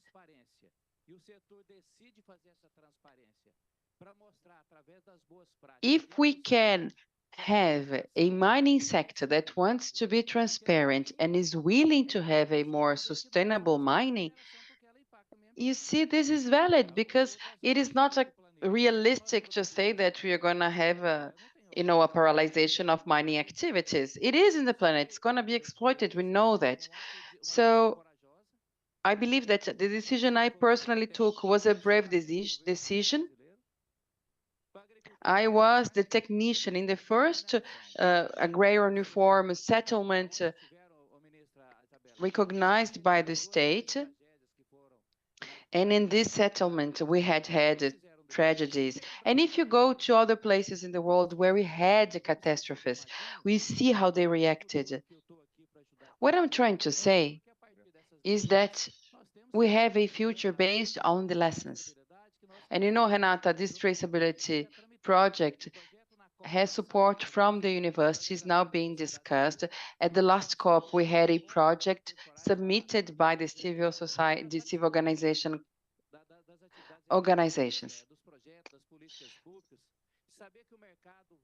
We have to know that the voluntary carbon market has perspectives ahead. So we are at the House of Representatives, at the Senate, trying to build the country we want to live in. We know that we have to look back and see the history and learn from these legacies. And this legacy we do not accept at present, but we have to look in the face of it and have a radar aiming at the future. Oftentimes, people describe a future and they don't think we're going to live in this future. And the future is now. You know, Duda, we are together. We are going to foster this debate at the Brazilian Congress, and Brazil needs to evolve politically. It's not in TikTok dances, wearing a wig to make a statement or a speech. It's not screaming just to have it recorded and then post it online. This is not politics. So we have generations that are very important, Raul, Isabella, and also companies from the private sector, but we can make Brazil face its gigantic challenges, but also leverage its gigantic potential.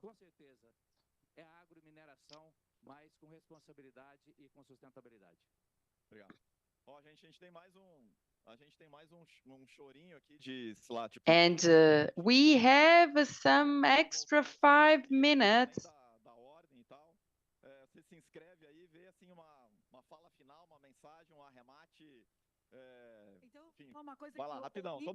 Very, very briefly, please. I heard the Duda, I heard the Zé. That's the country Isabella is describing, because the things that unite us are much stronger than the ones that sets us apart. And the other countries know how to do it very well, to find consensus, to find commitments.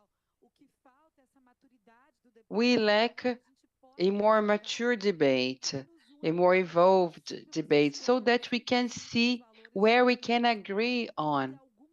It's impossible to agree on 100%. I can give you one example, a feminist one. We have an excellent relationship with Saudi Arabia, and that's why, because what brings us together is much more than what sets us apart, such as restoring the human rights of women since 2017, and people are not aware of it. We have to build upon what unites us. Otherwise, our country is going to be the country of the children of the others. Our children is going to go to other countries where things seem to be very cool, whereas they could be here. We have to be in the world.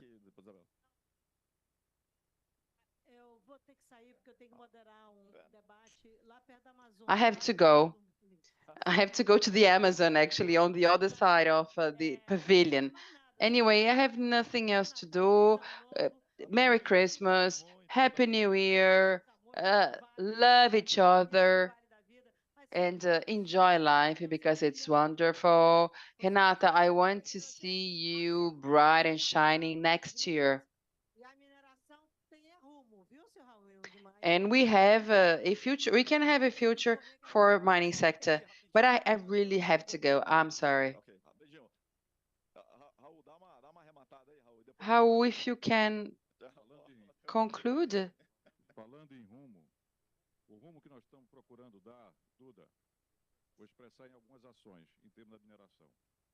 Quando o governo anterior, o governo Bolsonaro, you know, Duda, in the previous administration, Bolsonaro tried to approve mining activities in indigenous territories, and we were against it.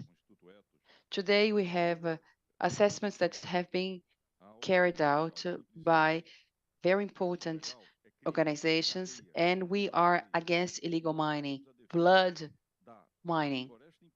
We have to defend the standing forest, the respect of indigenous population, and the respect for the nature, which is why we held the international conference, the Amazon and New Economies. And we are now carrying out the third inventory of greenhouse gases emissions in Brazil, and we have groups working on it. Is it perfect? It's not.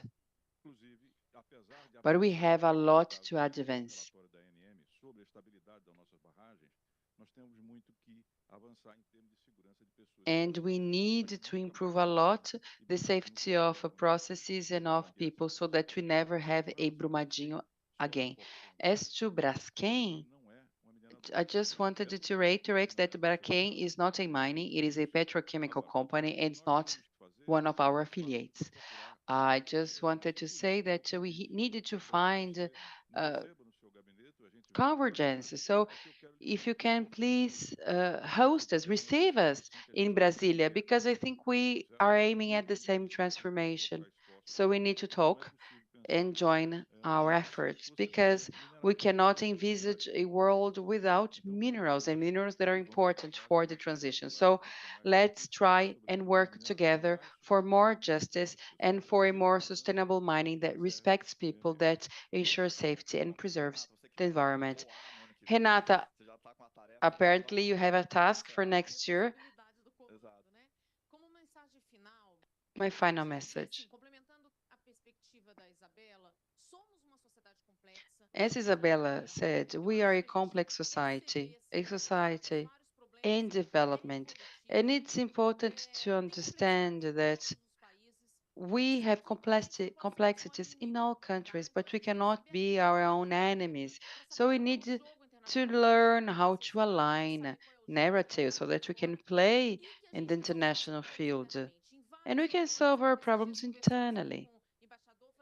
We had meetings with Mr. Ambassador, and I said, let's not think that our internal complexity is the same thing of our international positioning. So let's not be enemies. We have a lot of exchange to make, but we need to align over the positive aspects that we have. Great. Thank you once again for the opportunity. This was a great panel.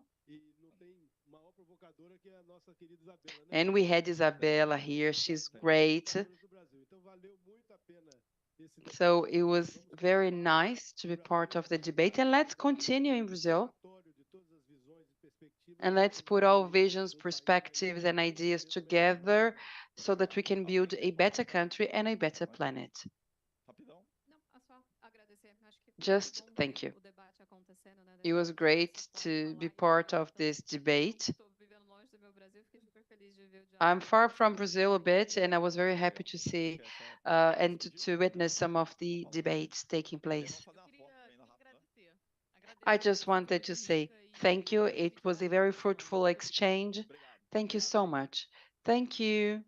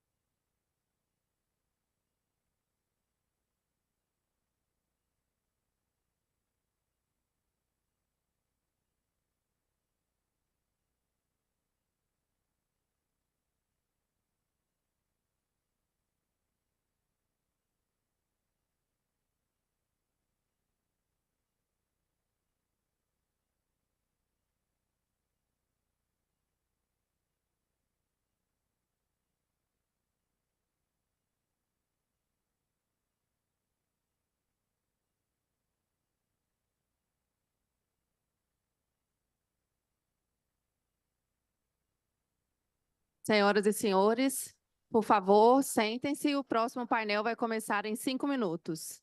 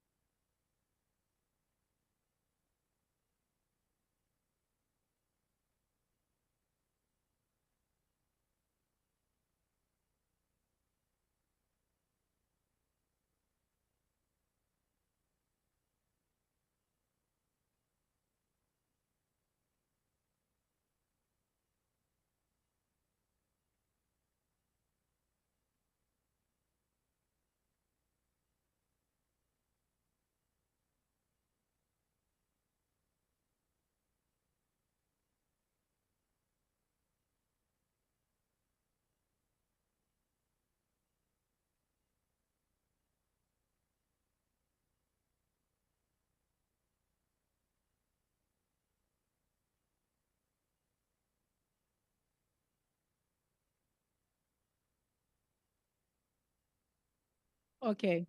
Oi. Bom, boa tarde a todos, a todas. É um prazer para o Instituto Clima e Sociedade estar aqui moderando um painel tão ilustre para Hello, conversar. good afternoon, everyone. We are going to discuss a very important topic for the Brazilian economy, but also for our positioning when it comes to the climate agenda. Internationally, Brazil has a huge potential thanks to our biodiversity, and this potential is very important in terms of climate change because we have a potential allowing us to reduce deforestation, promote reforestation, capturing and storing carbon dioxide, but also to adapt to the impacts. We have areas undergoing desertification. We have a huge social impact with the losses of lives. But also, this potential is very important for biodiversity and for the economy. Brazil is not only made of forests, but of people as well. And once again, we have a very distinguished panel. We have Bank of Brazil, the Ministry of Regional Development, the Inter-American Development Bank, the World Bank, that are doing a very important work to promote social bioeconomy with financial resources, but also through regional development. And I'd like to start with the Bank of Brazil to ask, in your opinion, how can the bank contribute to social biodiversity, social bioeconomy at the regional level in Brazil? Good afternoon, everyone. My name is José Ricardo Saceron, the Vice President for Government and Sustainability at the Bank of Brazil. The social biodiversity, climate issues, environmental matters, social matters, well, they are the subject of several works undertaken by the Bank of Brazil as of the 80s when we created the foundation Bank of Brazil, and this foundation operates at the social field. And at the bank, we aim at increasing our participation through sustainable credit. We have 1.3 trillion in credit operations and 1/3 is ESG. So our objective to 2030 is to increase this amount to 500 billion Brazilian reais, in extra 500 billion. And our bank is the main agricultural bank in Brazil, and half of our transactions comply with ESG. We have low renewable, low carbon agriculture and direct planting. And we also operate in the Amazon region with bioeconomy related activities that I'll explain later on. We have renewable energy, about 13 billion of investments in credit transactions in renewable energies. And by 2030, we want to increase it to 30. And by 2050, our objective is to fund the preservation of 1 million hectares. It might seem very little because Brazil is huge, but it's a first step that we think it is very important. And the objective is to make it happen in 2 year time until 2025. We have about 600,000 hectares in secured projects already, and we want, of course, to increase much more in the future. So this is an overall of our activities in this area. That's great, things that you've been doing, and it's important to see these targets, to have the banks with very concrete targets. The Ministry of Regional Development has a different perspective when it comes to fostering this type of initiative. Public funding is important, of course, but we must have a business environment, capacities, and regulation. So I want to hear from you. What have you been doing in this area in order to promote the regional development? First of all, thank you. Good morning, good afternoon, everyone. Thank you for the invitation. I wanted to say that the Ministry of Integration and Regional Development has been working in several areas. It's a cross-sectional agenda. So as President Lula said, including the smallholders, promoting family agriculture, and we have important agendas, the agenda of the water, which includes the growth acceleration program, the Brazilian growth acceleration program. We are also connected with the family agriculture, so the water for production. We also have a territorial integration and regional development agenda that includes programs such as Roots for Integration, which promotes the densification of systems. So we can give assistance and provide access to credit, but this is not enough. We have partnership with the Bank of Brazil, with BNB, with other financial institutions that facilitates the access to funding. We have 58 billion, mostly dedicated to family agriculture through PRONAF program. So we have an important operation in this area. And here we are discussing resilience and social bioeconomy. This is very dear for our ministry because when we think regionally, and here I see Vitor, hello. We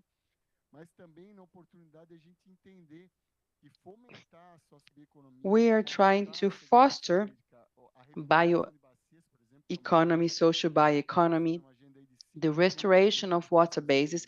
We have 5.8 billion that are going to be allocated over the next 10 years. So if we can enable social bioeconomy, we will also strengthen our resilience.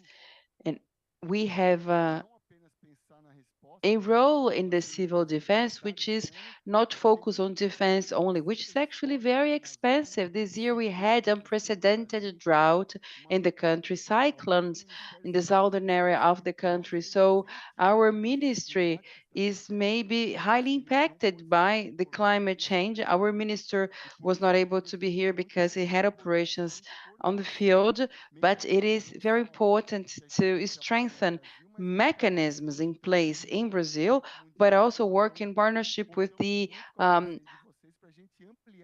IDB and other financial institutions to expand this type of programs. And we really need to work together with international partners to increase our ambition and to deliver concrete services to the society. We have been working with lots of partners, lots of stakeholders under the coordination of the Ministry of the Environment. So this is a cross-sectional agenda. We have the Ministry of the Environment leading negotiations in Brazil together with the Ministry of Foreign Affairs. And we have 23 ministries that are very strongly working towards sustainability, resilience, and social bioeconomy. Great. The talk about social bioeconomy and the fact of not having just reforestation or solution-based or nature-based solutions, but the aspect of resilience you mentioned. Unfortunately, the economic costs, when this isn't insured, are important, which is why we need to better plan. Let me give to Anderson, and I'd like to touch upon this topic. What's the role of multilateralism for a regional bank that has experiences in many countries in light of the opportunities, but also due to all the challenges we might face? The importance of value chain, the importance of having access to credit lines at scale, but also to smaller investments. What have you learned? What has IDB learned so far? Well, there's lots of questions that are included there, but first let me start by saying good afternoon. Thank you, Maria Neto, for the presentation, for the introduction, and thank you for the opportunity of being here on this panel. We're already talking to find partnerships. We have our dear friend Svetlana from the World Bank and huge partnerships with Banco do Brasil as well. So it's a pleasure to be here.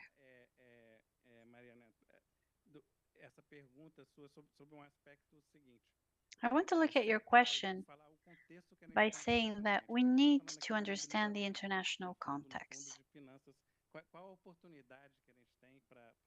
What opportunities do we have to mobilize more resources for sustainable financing, and what's the role of IDB? Because there is an international context where all agree that and investors want to align their goals to sustainable financing. Those who take credit want less impact. Financial institutions have to adapt. Disclosure is increasing. So it seems like we all agree. However, how can you really unleash so we can have these investments being implemented at scale? So there are three important pillars that we need to look at. For all of them, multilateral banks and national banks, national development banks, have to be very active. First is financial innovation. The first thing people usually think about are how to reduce risk, make the investments more possible, so that financial flow will follow. And a lot of this isn't really innovative, guarantees, all of that, that's nothing new. However, the difference is in the second pillar, because all of it now has to be seen with a perspective about impact. It needs to be linked to something directly. So you have everything you're doing in terms of financial engineer, but there's another aspect, which is how to ensure that the money is going to where we will have impact. You need credibility, you need to measure it, and you need a lot of capacity, a lot of training.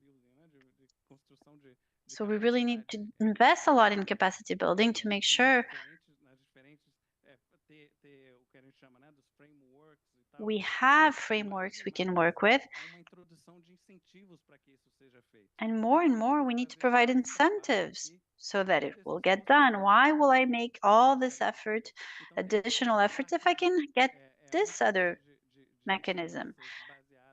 So lots has to do with results, financing based on results. When you have some kind of incentive, and more, there is the sustainability linked financing, as well as other ways. And the third pillar is one which is essential in light of the urgency. We have no time to lose by not coordinating our actions or doing things twice, which is why in this context, we've helped launch and we've developed the proposition to have the Green Coalition, so 20 development banks, including 3 international, IDB, World Bank, and 17 development banks. And we're very happy to have a very strong participation of Banco do Brasil in order to actually have an impact. I think it is through all these partnerships that we're able to have the advantages of multilateral, that are AAA, have resources, mobilize these resources, as well as the capillarity that the local banks have. I could give maybe more details and examples on the next set of comments. I'm sure there's lots that we can talk about in terms of resilience and social bioeconomy. And congratulations on that concept itself. It's not just about being able to scale up, but collaborating in solutions. So I have a question for you, Svetlana. We know that the World Bank has signed with Banco do Brasil a program, Programa Grande, that tries to be innovative about the results, including for smaller companies, which is not always easy to do. Can you tell us a little bit about your experience and how it was for the World Bank to work with Banco do Brasil? How did the collaboration work?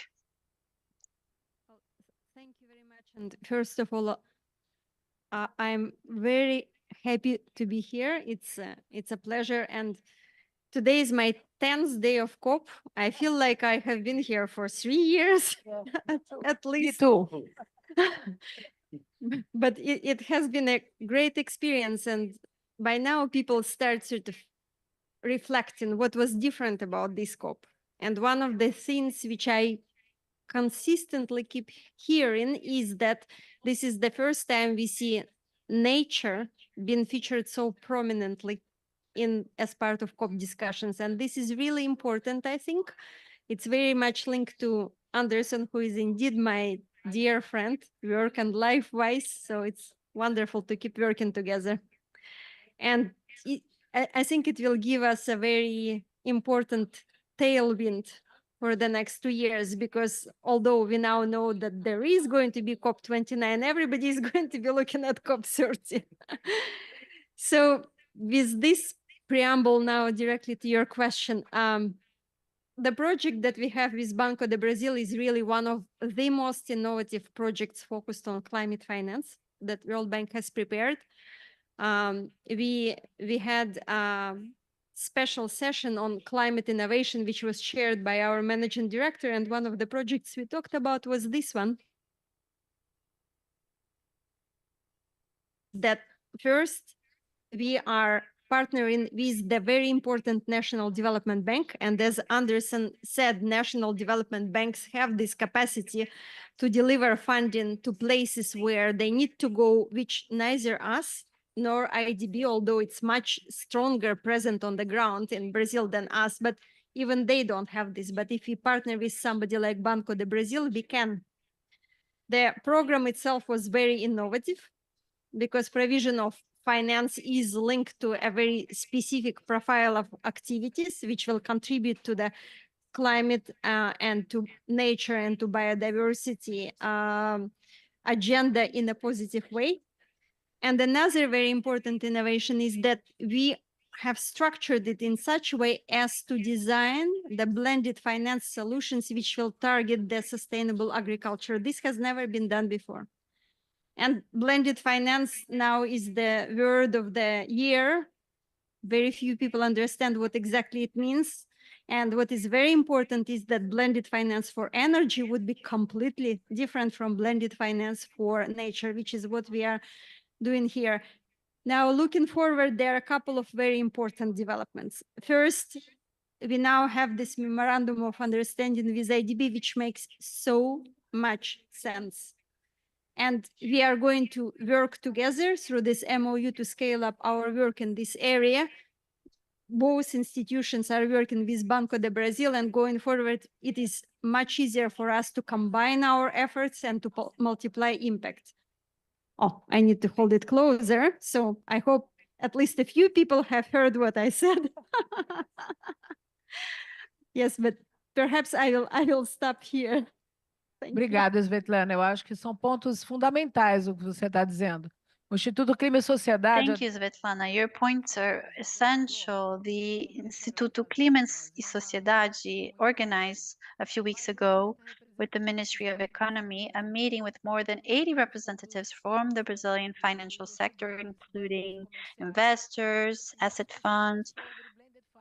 And the discussion was precisely about blended finance. So let me try and get Marcelo to talk a little bit, because out of the debate, what was mentioned was there is lots of capital, there is interest on behalf of the private sector to dedicate more investment. However, there are barriers, and blended finance, as was mentioned by Svetlana, is perhaps a way for us to be more innovative and use these resources better to mobilize private investment and be able to focus on a specific area such as social bioeconomy in the Amazon.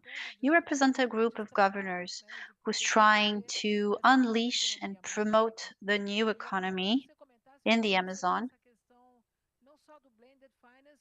How do you see not only blended finance, but the barriers that exist? Out of the event we organized, we realized that the financial system is still not very used to the kind of risk and the kind of investment that is inherent to investments in nature. You don't have any real guarantee. Brazilian legislation, or rather regulation, needs to be changed. We don't have the scale aspect. So can you comment your perspective, because you do work on the ground? Thank you very much. I'd like to thank the federal government and Tavares for including subnational government in this process. I think we're very complete here in terms of representation.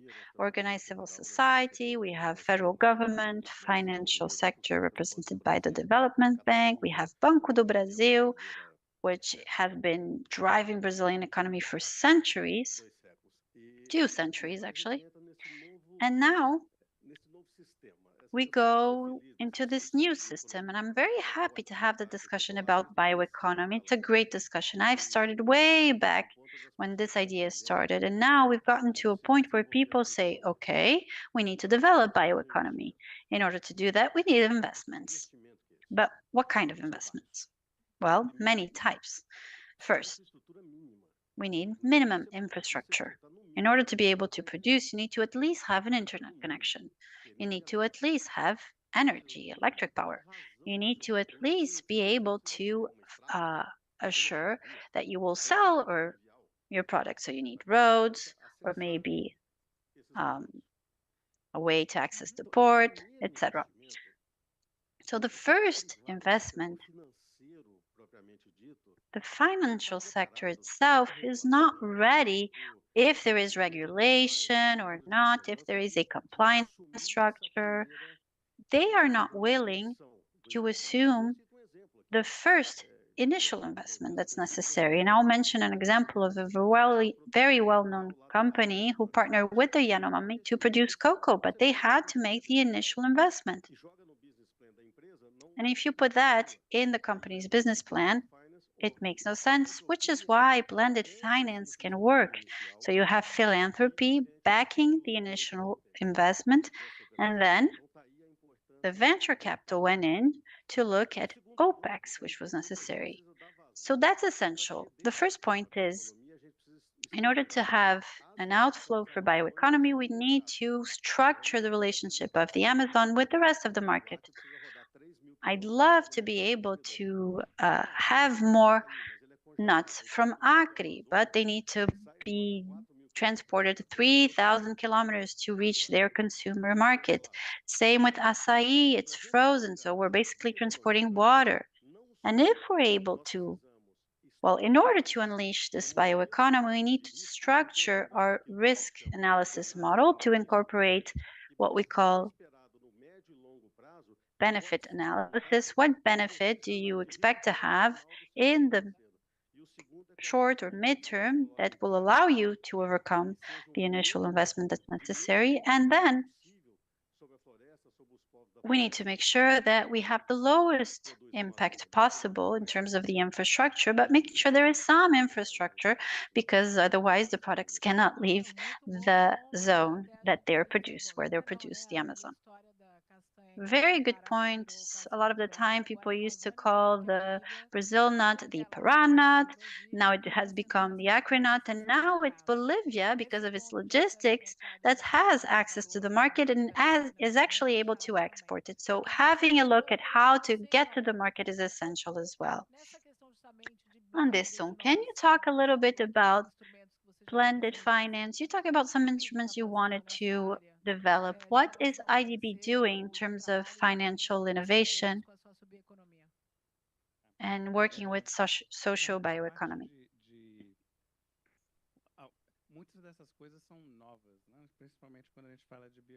A lot of these things are new, especially in terms of bioeconomy. Some examples we already have. Well, I'll give you 2. And one that we hope will be possible. One we've already announced as part of the Green Coalition. It's an operation we have in Ecuador. It's a financing program for companies So 21 million in operation to increase credit and investment in biofuels in the Amazonian region of Ecuador. This is based on another experience we had in Peru, something that's already underway in Peru to promote sustainable financing in the Peruvian Amazon region, also for biofuel development or biotrade. And we're very hopeful. We've announced this today. And last week we were in New York and we announced this bioeconomy initiative for the Amazon together with Banco do Brasil, where we'll have 250 million available, 175 from our own capital, but we're also bringing funds from the Green Climate Fund, the extra 75 million. So I mentioned 250 million. 150 will be destined to support biobusiness developments, rural producers, and sustainable producing means. And I don't want to draw attention to myself, but because we have such an important partnership with Banco do Brasil, and because IDB sees that Banco do Brasil, in the context of this Green Coalition, is a bank that could have a way to show what's possible. I think this will happen when we have more capacity. We talked about capacity before. So when institutions with the capacity like Banco do Brasil has, with the capillarity of Banco do Brasil, is able to show what this kind of investment can translate to, I think then other initiatives will come. But I want to talk about another part. We talked about resilience, being resilient. And another instrument that's essential is a tool. It does a heat map in terms of the risks that banks might have per sector, per geographic region. And this was used with FIRA in Mexico. It was used with PMDG. You know it much better than me, right?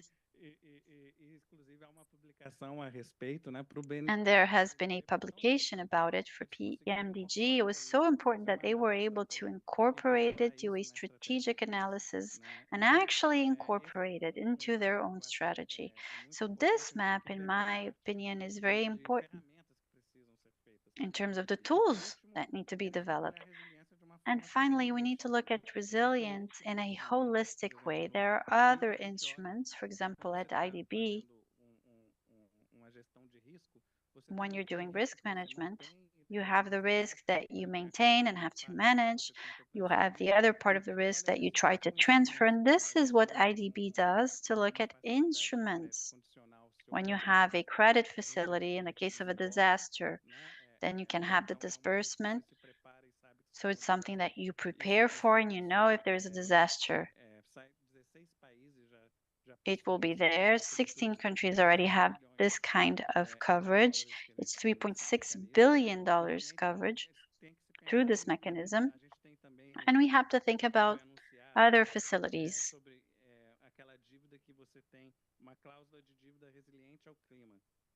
In the case of having debt that is resilient to climate, so if something happens, you can stop paying your debt and start for 2 years and start repaying it later. That's a very interesting mechanism. And of course, other innovative tools that allow you to transfer risk. So you pay a premium insurance for insurance, and then you're able to transfer the risk. So I just wanted to bring the two together about what we've started doing, what we're developing.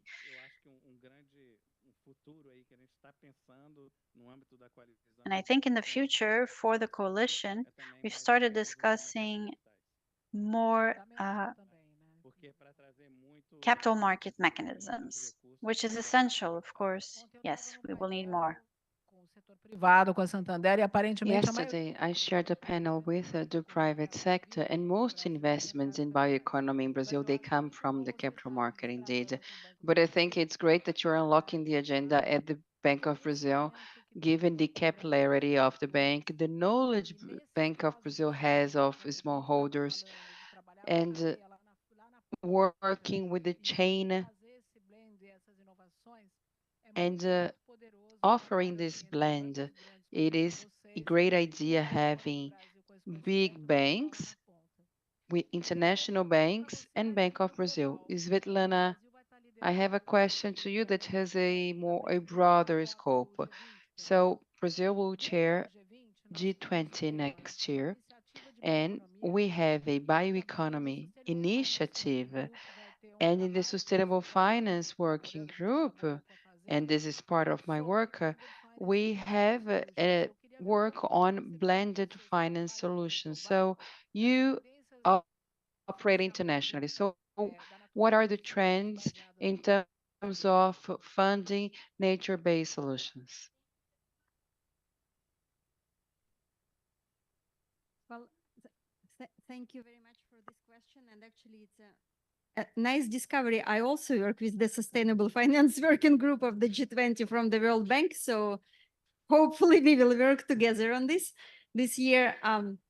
So when it comes to nature finance, globally, there are three big sort of discussion streams which are taking place. And I think that both G20 and then COP through some parts of it can really help to advance it.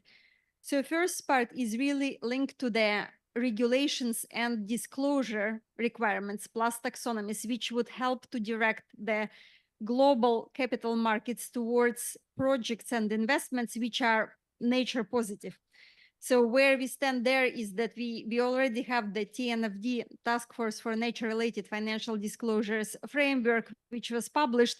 However, it is insufficiently detailed for many businesses, financial and real sector, to identify the specific projects which should benefit from the better capital conditions, right? So this is one stream, how to take forward this discussion on the nature-related disclosures, regulations, and Sustainable Finance Working Group, because that particular working group has mandate for this. The second area is linked to mobilization of the private capital. So it is much easier and it is much better understood how to bring private capital into the industry-based solutions and into energy. By now, it's almost mainstreamed.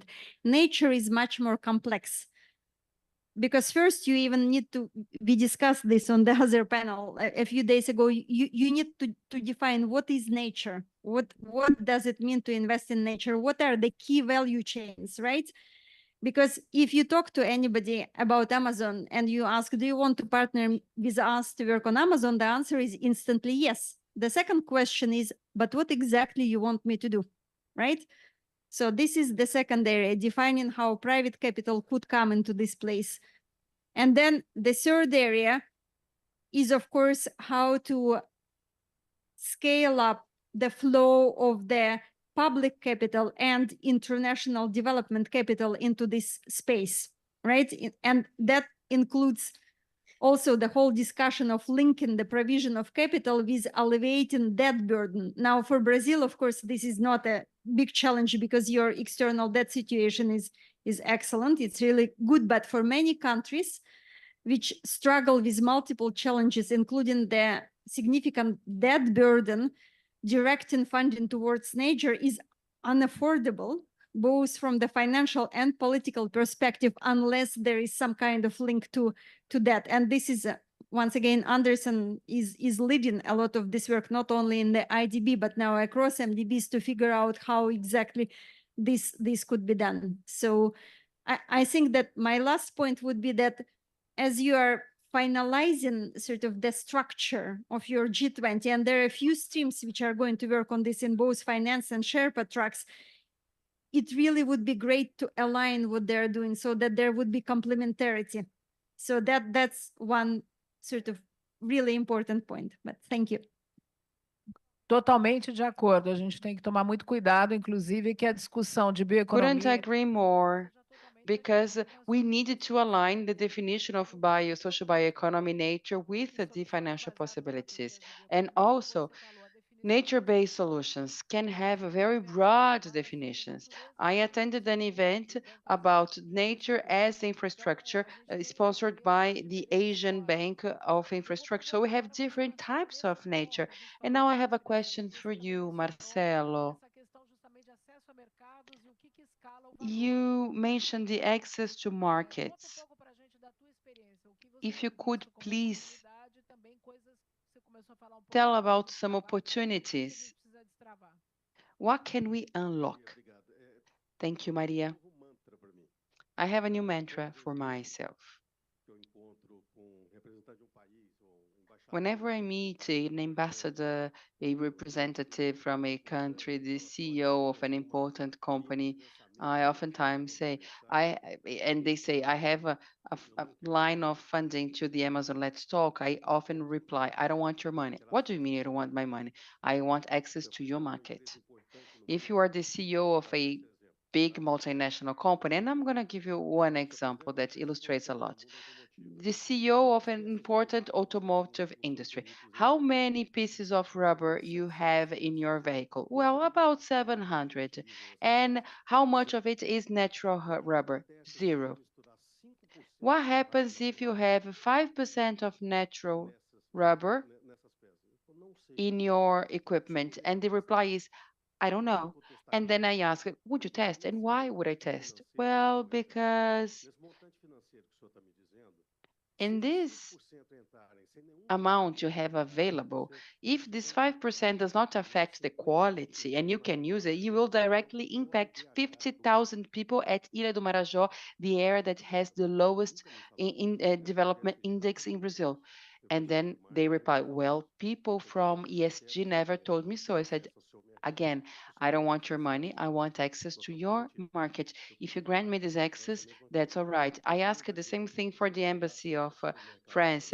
Please don't give me money. Give me access to the French supermarkets. If you give me 1 square meter of access for bioeconomy products made in the Amazon, I don't need any funding provided by the company or the government. So this type of exchange can help us create the necessary infrastructure so that we access the markets.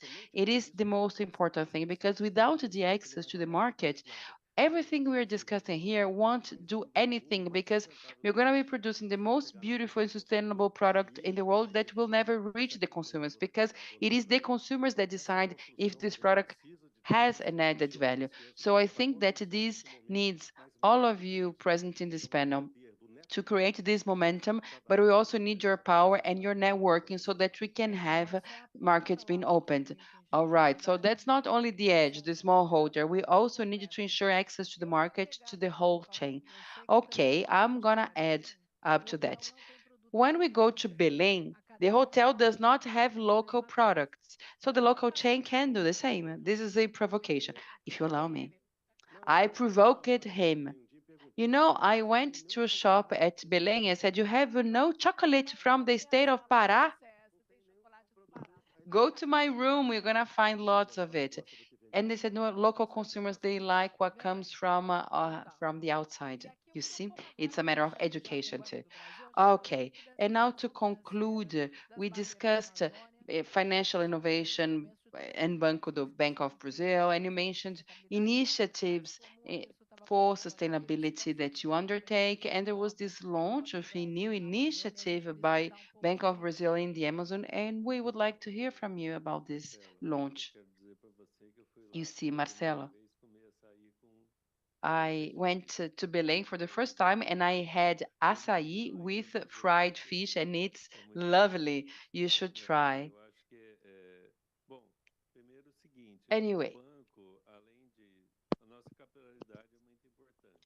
our capillarity is very important. You mentioned, you referred to Bank of Brazil's capillarity, and it's true. We are able to reach municipality, small-sized cities. We have this outreach, and we are able to bring funding to the small holders, to the big holders.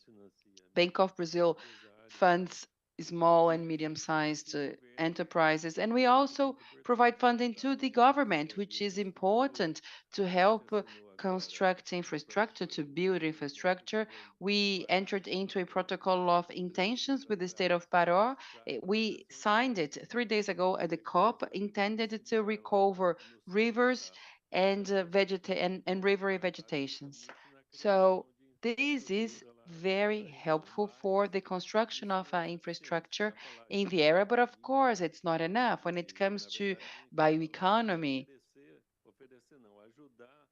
We have to think about how we can help the local population create new mechanisms, new economic activities, because that's how we can help keep the forest standing, which is, I think, the main asset that we have in Brazil, forest and water. Water is probably the most valuable asset in the 21st century. So preserving it is key. And as Marcelo was saying, it is important to have this product made by a cooperative, a riparian forest community, a riverbank community, to allow this product to reach markets, to be sold worldwide. So there is a plant that makes the processing of acai, and this product is sold in the United States. There are 1,000 points of sales in the United States.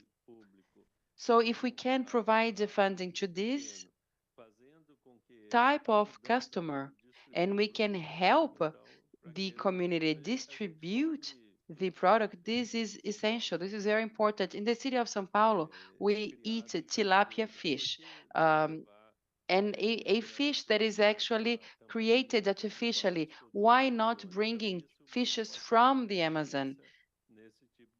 So I think that the Bank of Brazil can help in this sense.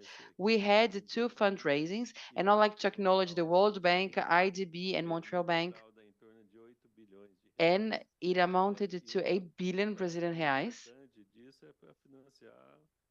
And an important share of it will be allocated to bioeconomy, funding small-sized farmers, the restoration of degraded land, so helping create and offer alternatives for the local economy. So that's our objective. Very important indeed, and great news, because we will be able to scale up. And I would like to hear from the Ministry of Regional Development as well.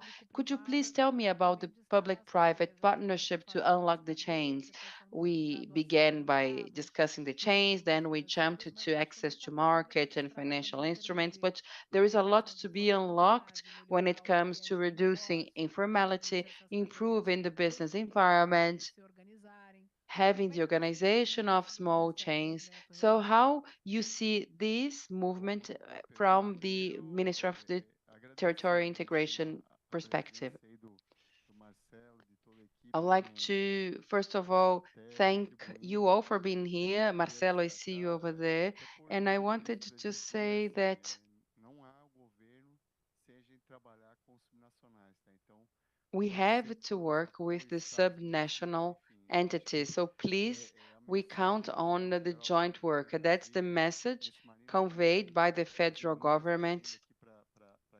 The same is done by our Ministry of the Environment. So really have to strengthen the federal pact. And when it comes to public-private partnership, this can be a complex topic, because in the end of last year we had difficult moments, and our president took a position with regard to this in favor of this agenda.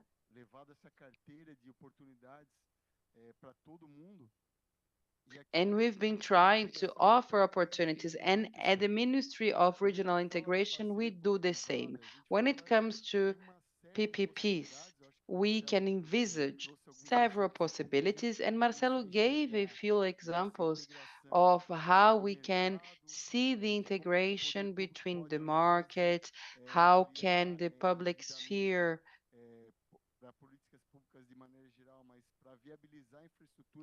enable infrastructure so that this infrastructure can facilitate the connection between bioeconomy and the markets. We are working with concessions, and our ministry, we have 80 million hectares of irrigated land, and we can reach 50 million without deforesting, which can really improve a family agriculture, low carbon economy, and also of the big-sized industry. And in our ministry, we often say that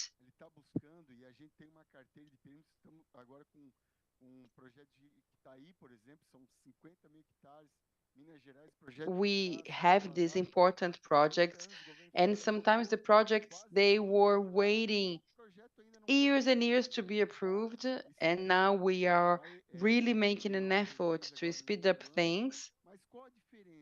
And the difference is now is that the counterpart required from the government is not a primary result or fundraising for cash purposes, but our counter requirement is the inclusion of the small-sized farmers and producers. So the auction that will be carried out will facilitate the construction of water-based infrastructure that will facilitate irrigated agriculture for more than 140,000 families, which will create a lot of jobs. And the counterpart is an environmental one, meaning that 10% will have to be for family agriculture, the small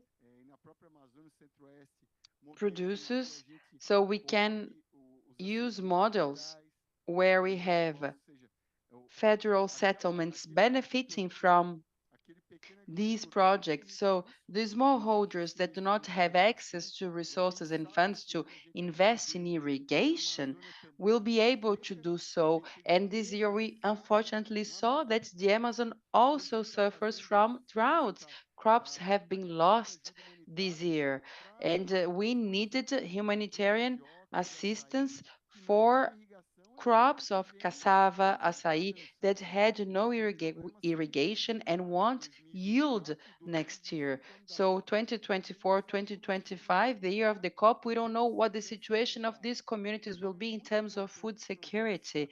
Therefore, we need to have strategic projects.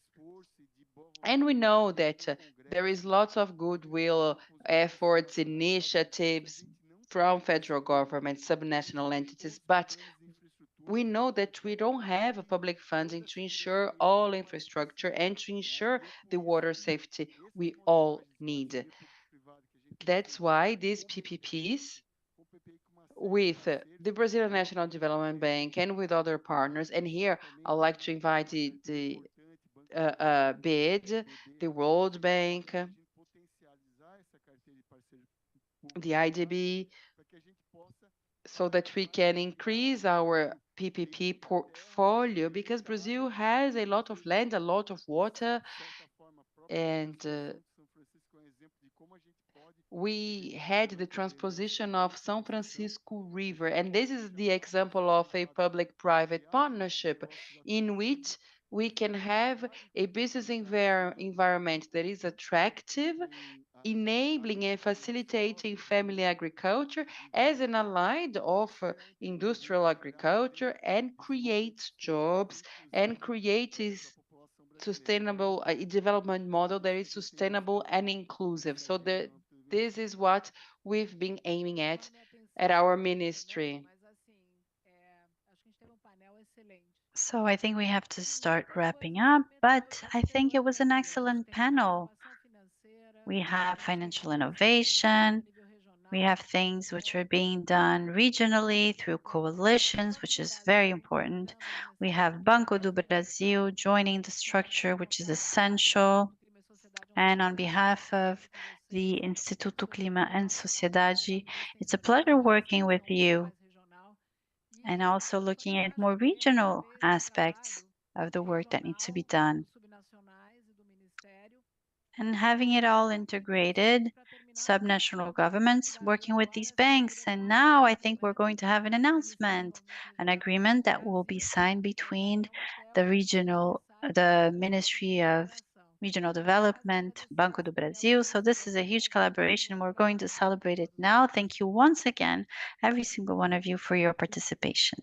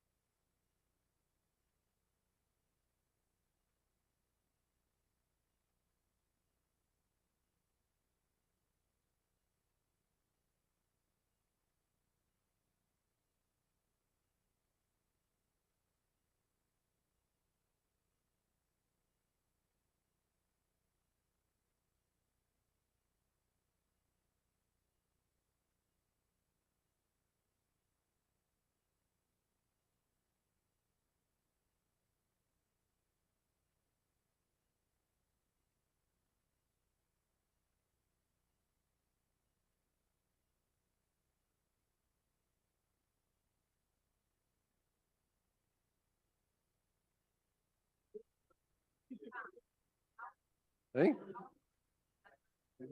Boa tarde, boa noite a todos e a todas. Agora que já é a Good tarde lá no evening, everyone. Good afternoon to those of you who are in Brazil. Those who are watching streaming in Brazil are now able to be with us. And maybe we'll let you know how many people watch the streaming.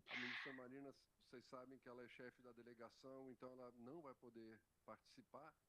You know that Minister Marina is head of the delegation. She will not be able to participate, but we will have a secretary to represent her, and he will close the panel on behalf of the minister. My name is Garo Batmanyan. I'm General Director of the Brazilian Forest Service, and it's my pleasure to moderate this event about forest restoration. Today, we're going to discuss challenges and opportunities to finance restoration of native vegetation in Brazil at a large scale.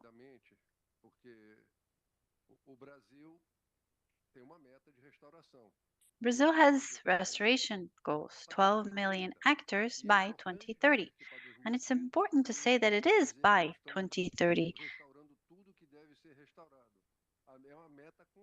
It doesn't mean that we're restoring everything that should be restored. And in time, more needs to be done in that sense. So we need to emphasize it's not an activity that will start today and end in 2030. It's a process and it will take some time. We have more than 1 million hectares in conservation units that have been degraded. We have more than 20 million in legal reserves that are degraded. So we can give you lots of numbers just to give you a sense of how urgent this is, or rather that there is a need to restore these areas. Also, restoration is going to happen in all biomes, Cerrado, Atlantic Forest. Lots of you work on the Atlantic Forest, actually. So it's not just restoration of the Amazon forest, but rather of the many Brazilian biomes. And we're dividing restoration into three. First, the parts that are not very degraded and they're close to forest zones. Perhaps you can do what we call natural restoration, which is just to leave natural regeneration happen. In other cases, perhaps we'll have to do ecologic restoration with the permanent protection zone or within national parks. And there are yet other cases where we can have what we call restoration and productive recovery. So you have a series of plants that are inserted that are able to generate income. And here we have some panel members, and all of them represent the different biomes and the different types of restorations I just mentioned. However, if you think about all the resources that are necessary and the challenge we still have, we need to work with the private sector. This shouldn't be funded exclusively by the government because we think it can actually generate income, as I mentioned. So today we're here to hear from the experience of those who have already started doing it and understand the potential you see for restoration, but also identify how we can help to create a better business environment to be able to scale up investments. We have started reviewing some of the instruments we had, such as CONAVEG, PLANAVEG. All of them are being reviewed, and those who are watching us know that we have started updating them to the current context, looking at carbon markets, climate urgency, making sure there is adaptation as well. So this is the first part of our work. It's already started. You probably heard that BNDES announced 400 million. Yesterday, we announced 25 million euros that we will receive from the German government. So basically, there's a series of things that are being done, but we're also interested in knowing what else is being done. So I'll just introduce you and you can say where you come from. So to start, can you please just explain what you've been doing? And during the second round, we will discuss the challenges they're facing and the potential and whether there are investors or not. And during the second round of questions, I will ask them precisely what are these challenges? How can we help solve some of these challenges? So we have Tiago Piccolo, he is CEO from Regreen. We have Valmir Ortega, our poster boy, he's the CEO from Belterra. We have Peter Fernandez from Mombac and Fabio Sakamoto. You're so organized. You sat down exactly in the right order. So Fabio Sakamoto from Biomas. I am not going to present every single one of you. Please just say what your company does and you can make your initial comments. You have 5 minutes. Thank you very much, and perhaps we can have a round of applause for our panelists. Since we were so organized, let's try in the way we sat, let's be organized in our comments. I am Tiago Piccolo from Regreen. We do ecologic restoration. So we look at areas that have been deforested, perhaps decades or centuries ago, and restore the original ecosystem that used to exist. We now work with the Atlantic forest and Amazon forests, and in order to get the restoration done, we use a series of different methodologies. Caro mentioned this. So we can do natural assisted restoration, where you already have a potential for regeneration present. The land wasn't so used. And what you do basically is control if there are invasive species, you provide manure, you have a series of initiatives that you take, but you don't have to replant. You can let nature run its course. And on the other extreme, you have restoration for low potential zones. So where you really need to plant, and sometimes we plant 1,600, 1,700 plants per hectare, and you can do something halfway across. So you're improving nature, you're making it more diverse, but you're not really planting trees. So we founded this company 2 years ago, more or less. At the time, we received 79 million in investments from 4 Brazilian funds, which in common don't only have access to good resources and a good track record in terms of return, but also a commitment in the long term to provide sustainable results, positive impact in Brazil, making sure that they are helping a company get established in a new sector, a company that provides value by restoring these commodities rather than destroying them or using them. We've restored 26,000 hectares so far, about some of them in Pará, in the border with Maranhão, and about 4,500 in the south, 4,000 to 5,000 in the south of Bahia. And the idea is to create these hubs, these clusters. So we add areas to have restoration clusters, which generates a very positive impact for society there and for biodiversity. To conclude, Regreen is a company that is based on science. It was founded by scientists, as was mentioned to me many times. I'm the first person without a PhD to have been hired, so you can understand how qualified the team is. And these people have been working for a long time with geospatial analysis, where we should restore, the potential of restoration for Brazil, not only for climate, but also biodiversity and local communities, as well as the techniques themselves that they are developing. How should you act on the land? How should you restore it, depending on the original conditions, to make sure that restoration is effective, quality, and at low cost. Basically, that's what I had to say in terms of my initial comments. You didn't say how you make a living, how you earn money as a company. That's good to keep in mind. We are a for-profit organization, so that aspect is very important. We have two ways to make money. First, selling carbon credits, high quality carbon credits that are valued by buyers who have committed to decarbonize in the future. They take a series of measures to reduce their footprint, and they buy credits to offset the part that they still can't reduce.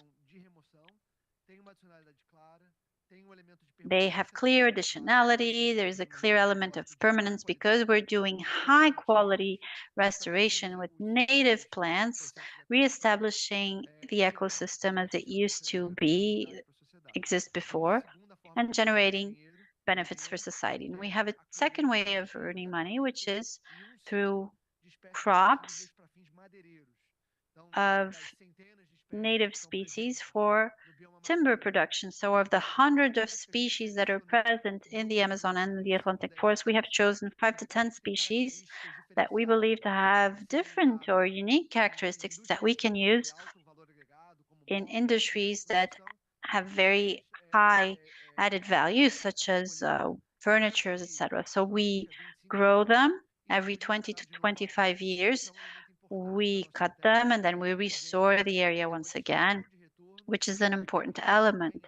It gives us that additionality of having a return on investment, which allows us to go into areas that sometimes are lacking in terms of infrastructure and that have a very high need in terms of restoration. So we don't want to be present only where it's cheaper to restore, but also where we generate more impact. Pro Valmir Ortega, que é uma experiência diferente. Thank you. Now I'd like to hear from Mr. Ortega, who has a different perspective. So if you could please. Hi, thank you.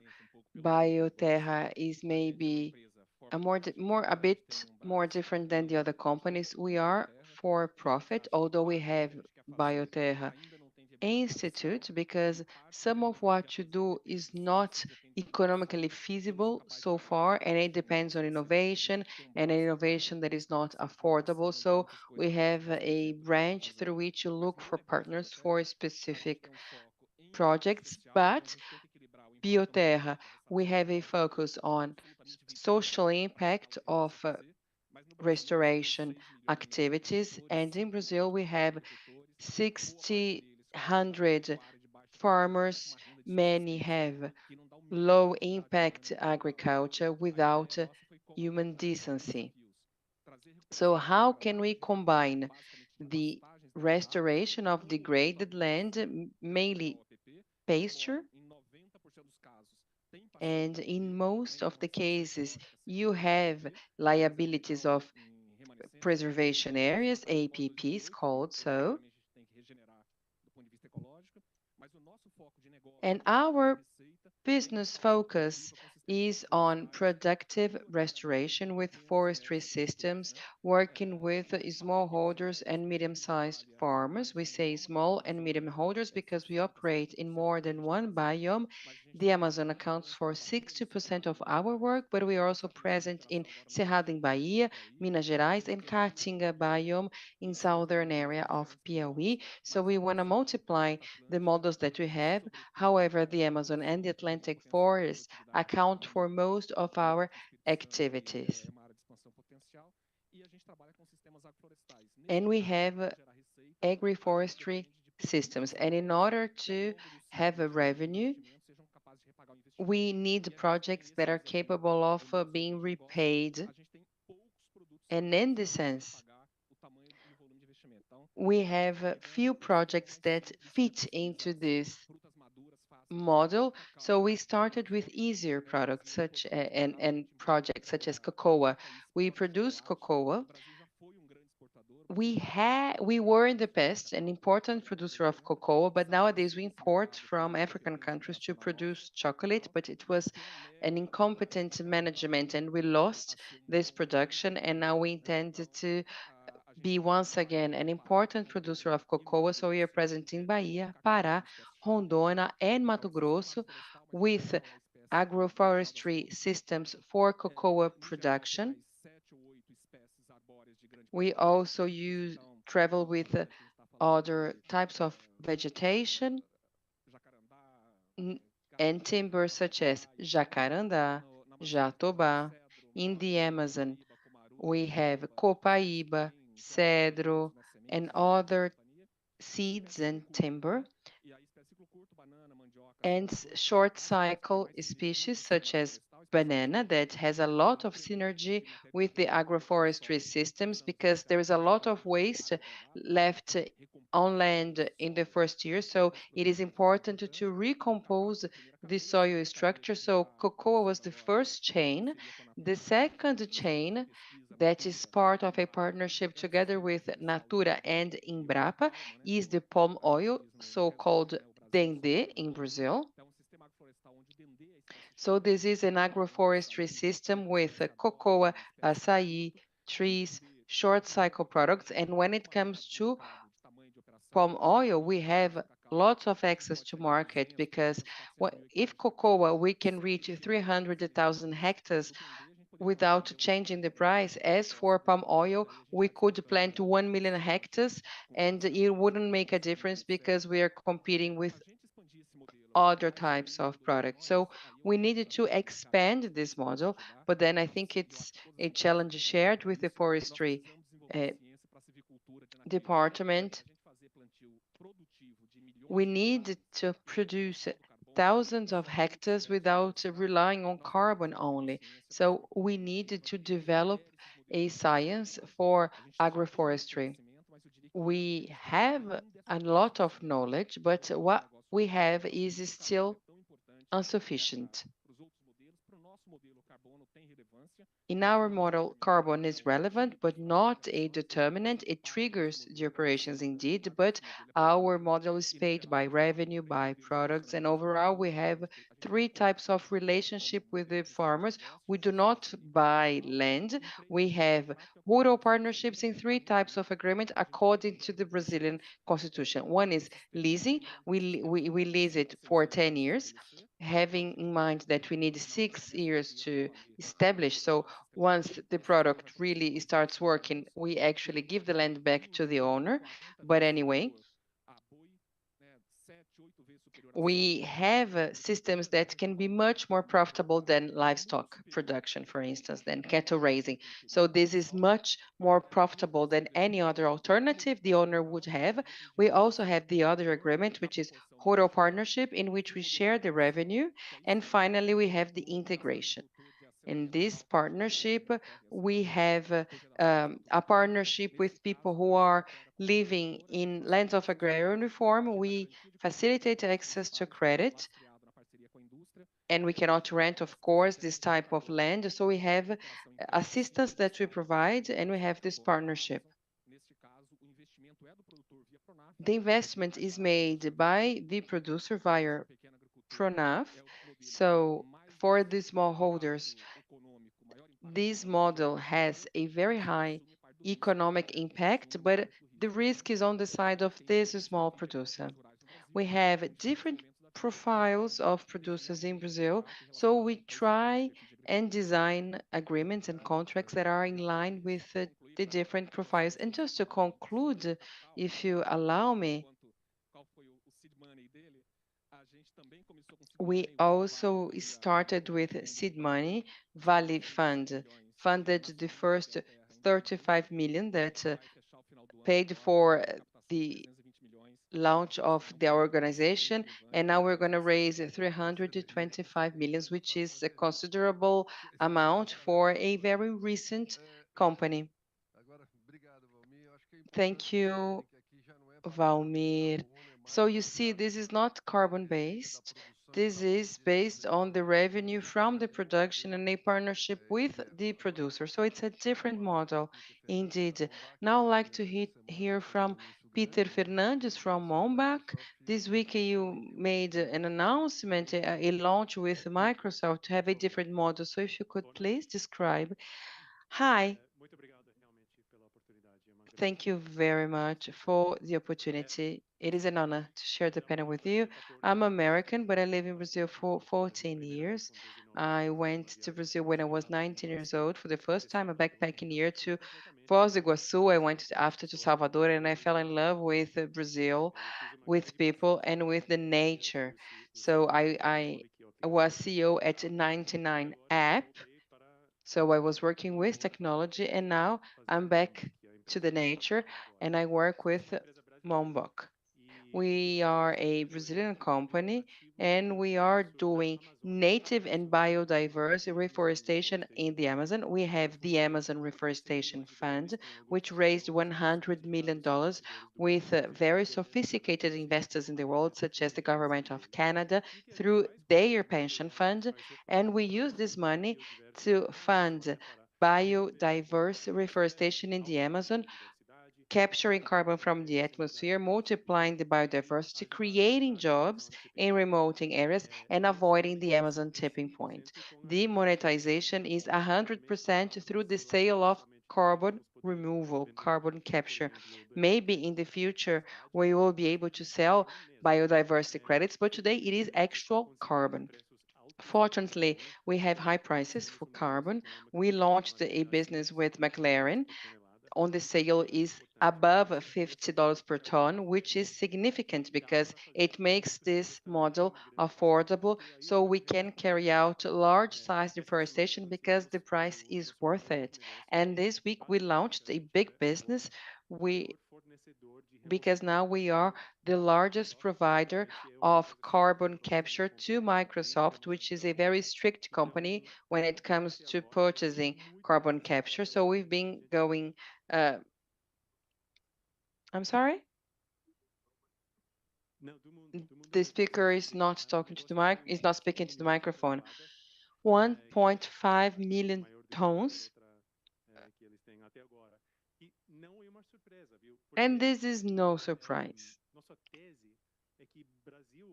According to our thesis is that Brazil will become the largest exporter of carbon capture in the world. If we take a look at the figures, we know we have to capture 10 billion tons per year. We have to remove from the atmosphere 10 billion tons of carbon annually. So we see this huge opportunity. And in order to capture carbon, the best methodology is reforestation. Where is the best place to reforest? It is Brazil.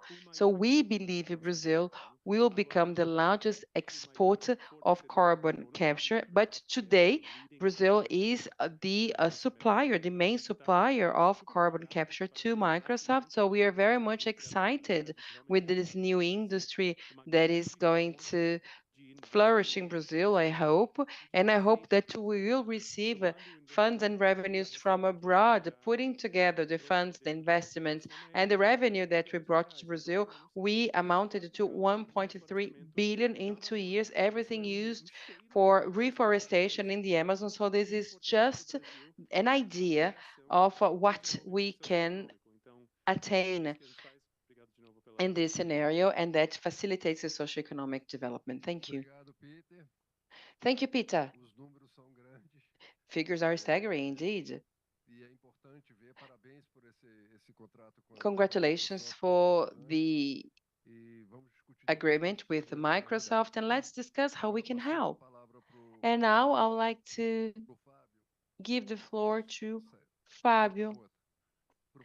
Fábio Sakamoto, he is CEO at Biomas. It's important to present Biomas. It is a joint venture of several companies, and the operation is a bit different from the other organizations. So if you could please explain, Fábio. Thank you very much, Garo. Good afternoon, everyone. Biomas was launched last year with the presence of the Minister of the Environment, Marina da Silva, with the objective of scaling up restoration in Brazil. And I will describe our company. So Biomass aims at recovering and restoring 4 million hectares over the next 20 years, and we have two very important objectives in our journey. One is capacity for execution, and two, governance. When it comes to execution, we need a good team. Our team is expanding. We now have 16 people working all over the country, but mainly in São Paulo and Pará. Our team is high quality. We have Natalia Renteria and Cristiana Oliveira present here today. The rest of the team is in Brazil, but they are very high level. And I was talking to Valmir. It is difficult to bring together a team for a new business. It's challenging. So we really rely on the founding partners, and I'm going to tell about them in a while, but mainly Suzano, that helped us a lot with talents for restoration, for the operational area and the technical area. You can find the bios of our team online. So for us, execution is also connected with our business network. So Biomas was founded by 6 big companies, including Suzano, Marfrig, Vale, Itaú, Santander, and Rabobank. Companies that are connected to business hubs such as São Paulo, Brasília, Madrid, Utrecht, but also with the rural Brazil. And this is interesting because when we get somewhere, we don't start from scratch. We discuss with a Suzano supplier, someone who has been through a land diligence, for instance, which helps us a lot. So we have support from Vale's Technological Institute, which is really a wonderful research institute. And in all biomes we operate, the partners have a contact with a direct contact with the banks or with Marfrig. When it comes to governance, we believe this is very important for long-term businesses and important for mitigating risks, because operating in the Amazon, operating in Brazil is not for beginners. So the governance is key. So we have a board with a senior executive from each founding organization, plus an independent member, Alberto Verissimo. And also the governance includes policies, processes, committees. Every project we sponsor are subject to a risk committee that will assess biodiversity and other criteria in order to ensure integrity and the quality of the projects. There is a requirement from our partners. And we are now operational. We are under prospection in our database focused on the Amazon forest and the Amazon. The name of our company is Biomas, so we work in a diversity of biomas. We intend to launch the first projects in the beginning of next year. We were reluctant whether we should come and join the panel, but because you made the invitation, here we are. So we had some secured projects, some agreements entered into, and I see this moment as being a very positive time for restoration. And we see that customers and investors, they are beginning to see the value of carbon credits that translates into biodiversity and positive social impacts. And economically, it's beginning to make sense because our model is not based on the purchase. So it also has to make sense for the owner of the land so that this person can have alternatives going beyond livestock production. Thank you very much for this overview of different stages, different business models, some with more or less carbon, but all who are optimistic. I have a second question, and we need to stick to time, so please pay close attention. Well, we hear some people say that sometimes we don't have seeds, we don't have seedlings, we don't have technology. What are the 2 or 3 biggest challenges you face uma forma de parceria público-privada, o que que nós do setor público poderíamos. Se vocês acham que And isso what tem can we, potencial, as se government, consideram que tem potencial, do to help? os gargalos So you have e talked quais about all seriam the os elementos que a potential gente podia that we pensar have de here, forma but what are the bottlenecks and how can we gargalos help possíveis. to remove these Então, vamos bottlenecks? de novo aqui. Então, So we'll go once again in the same order. Actually, maybe we should start the other way around.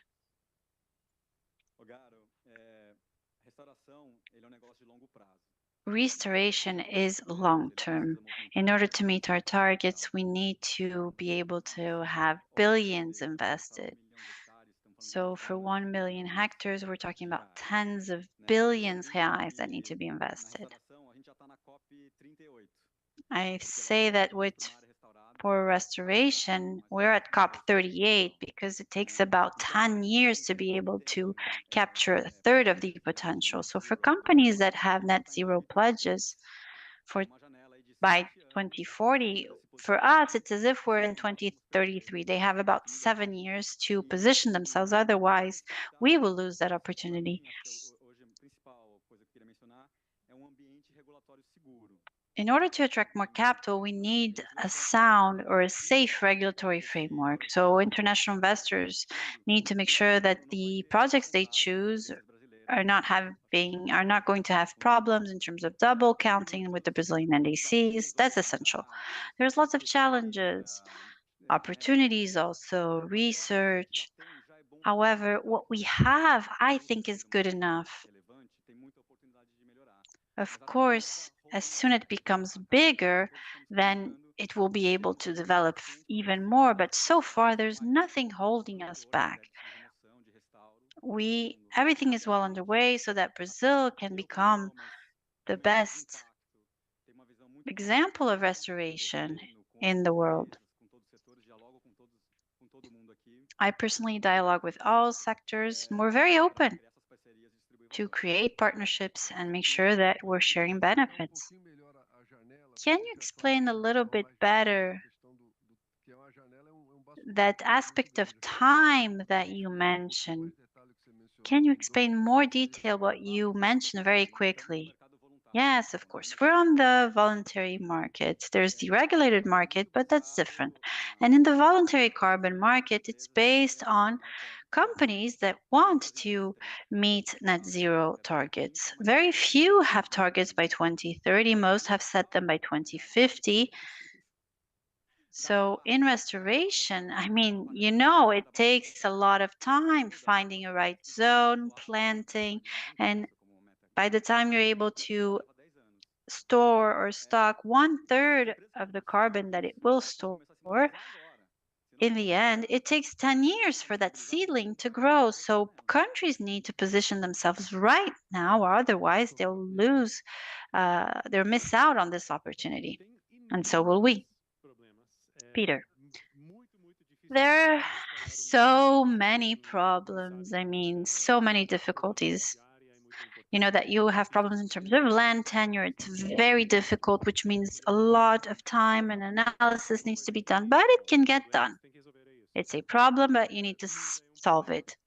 We have problem accessing seedlings, but you can get it solved if you build more greenhouses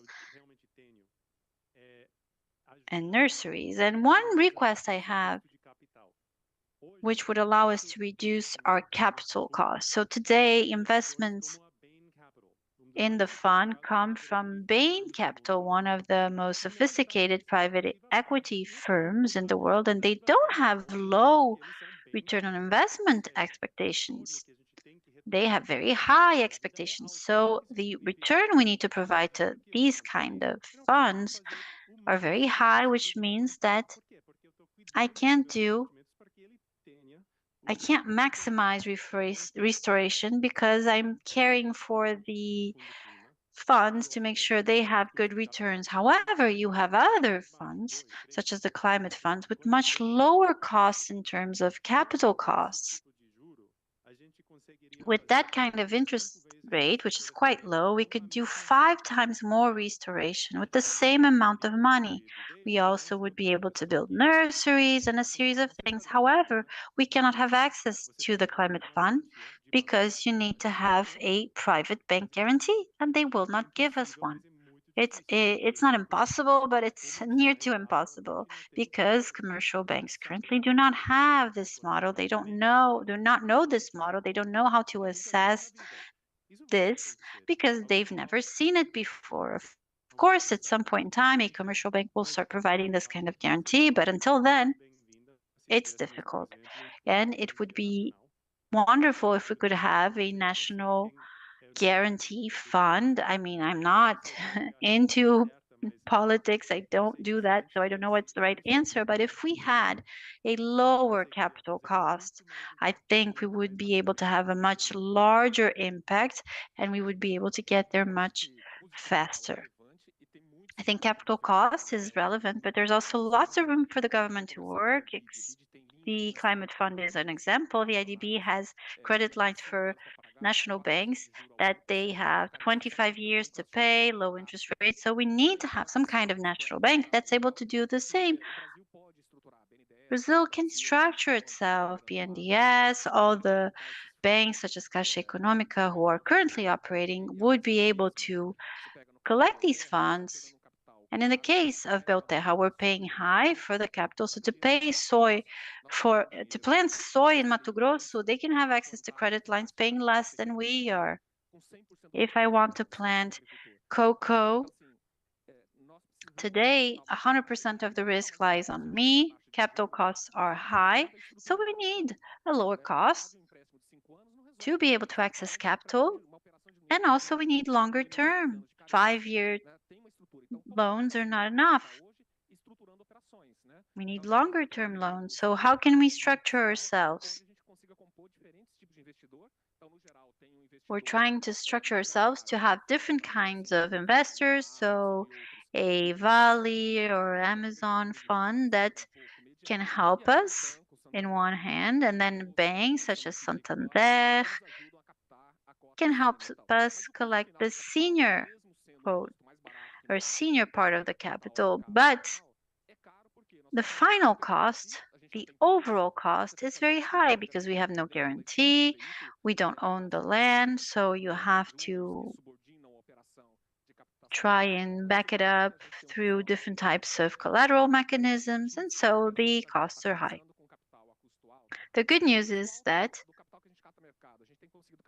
even though we have a relatively high cost in terms of capital,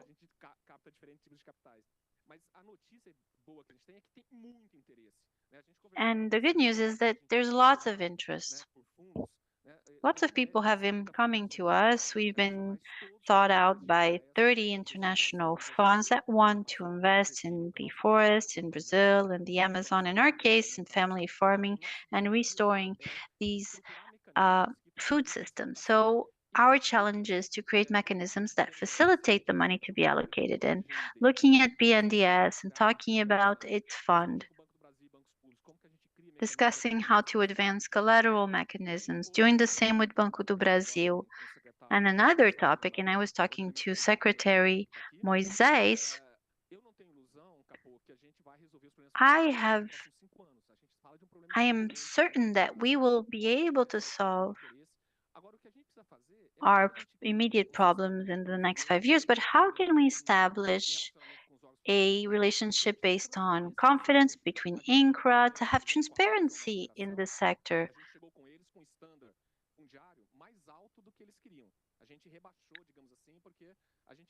With Amazon, we were able to deliver with a standard that was even higher.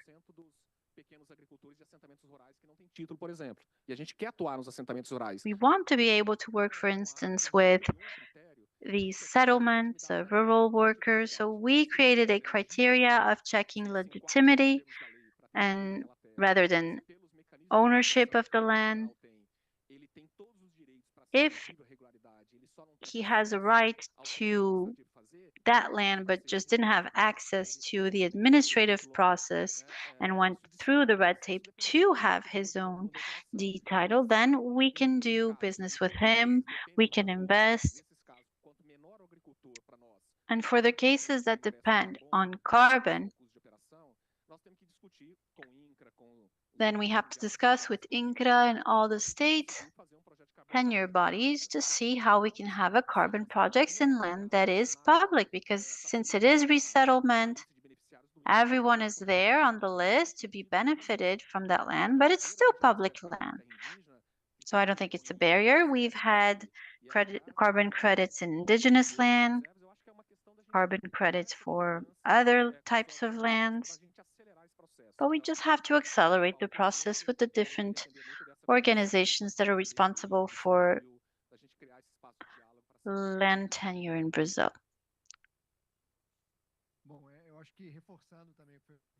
I just want to emphasize what was said by our panelists. We have lots of challenges. Some we will be able to solve ourselves, others we will have to solve with colleagues. It's wonderful to have, of course, help from the government. A good part of the challenges we face have to do with how we can scale up. For our investors, scaling up is very important. Being able to visualize a huge potential market and seeing how the company is going to reach that potential is essential for all the investors that we've been able to capture and those that we will in the future. And in terms of biodiversity, climate, social aspects, it's also important to be able to restore this in scale. So I could talk about seeds and seedlings. It's much talked about, but I won't spend too much time on the topic. Of course, we're working on it. We're providing capital and a fixed contract to people so they know that they can make an investment.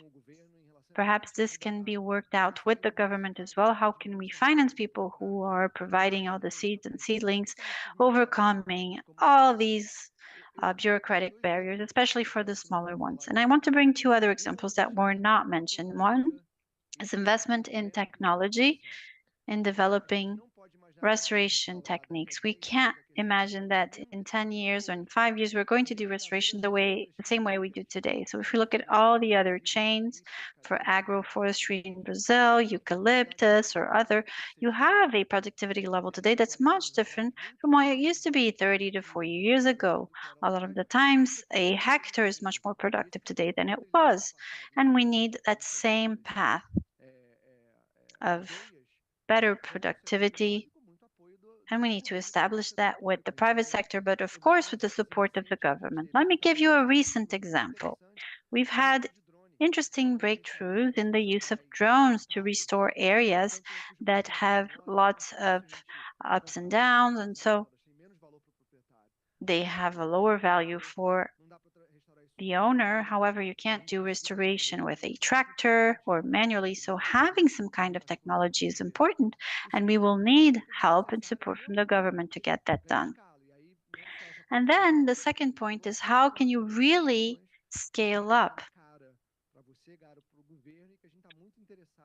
Not just protection areas, but also concession areas. I know this is a topic that is dear to you. It's millions of hectares. So if we can create an interesting program that makes sense for us in the private sector and for the government as well, then I think it will unleash wonderful potential.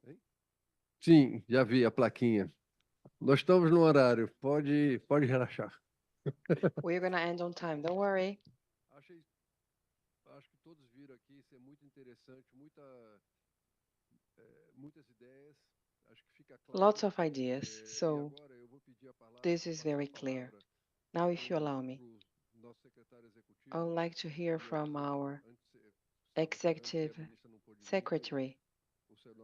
The minister couldn't join us, but we have the executive secretary, Mr. Capo Bianco, who will conclude this panel in line with everything you mentioned here, everything you shared. And of course, we can continue the conversation. For us, this is only the beginning of a process. So let's unlock it and gain in scale. Thank you very much, everyone. And now I'd like to give the floor to Mr. João Paulo Bianco, the Executive Secretary at the Ministry of the Environment.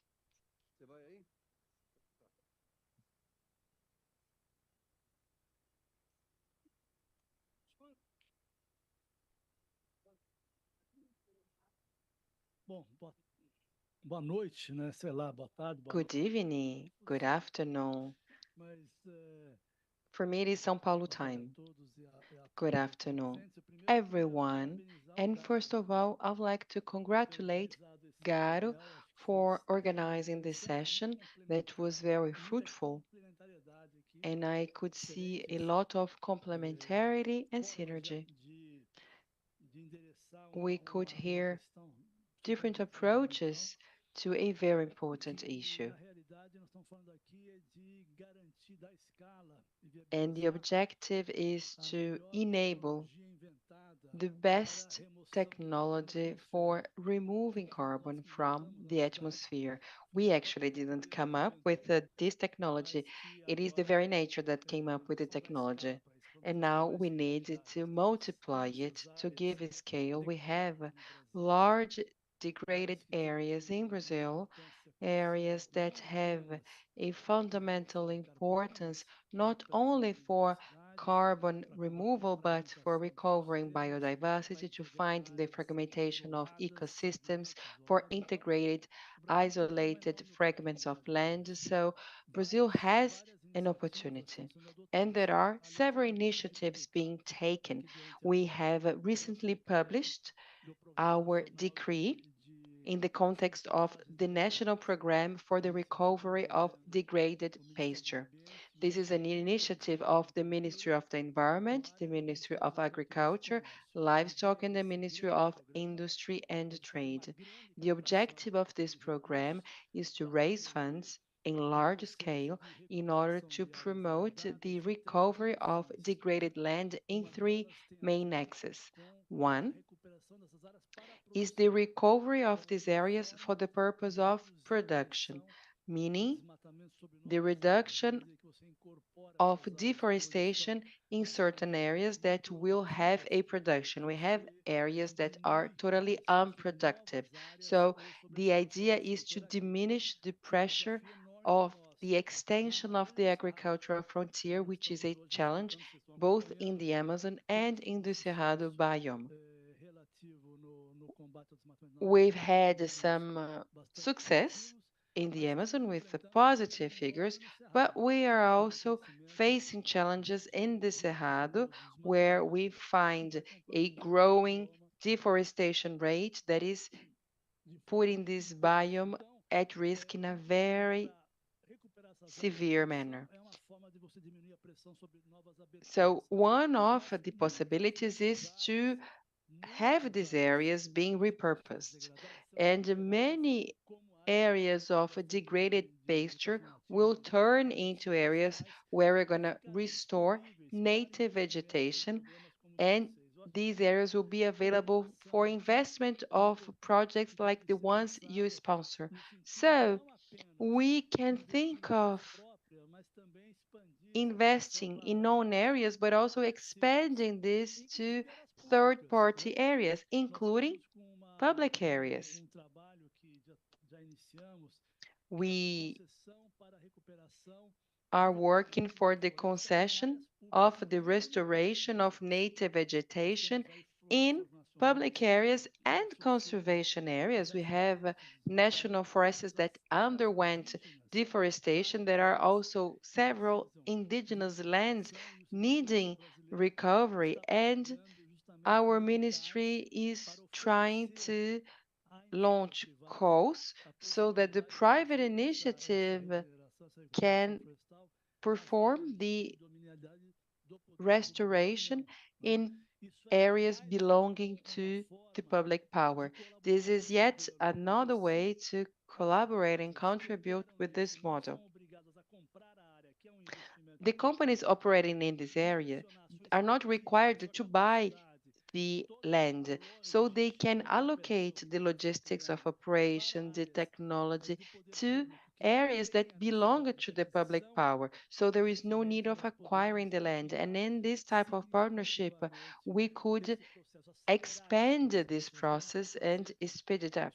It is important to extend and amplify reforested areas in Brazil. So putting together public policies and the private sector is key, and using both the national and international capital. The Minister of the Agriculture, Mr. Fálvaro, is very excited with possibilities. He went in a roadshow with this program for the recovery of degraded pastures, and he was able to identify lots of international interest to make such investments, provided there is legal certainty and institutional certainty. The bottleneck in this sector lies on the lack of certainty. So not knowing if there will be a problem when it comes to the ownership of land, also the permanence.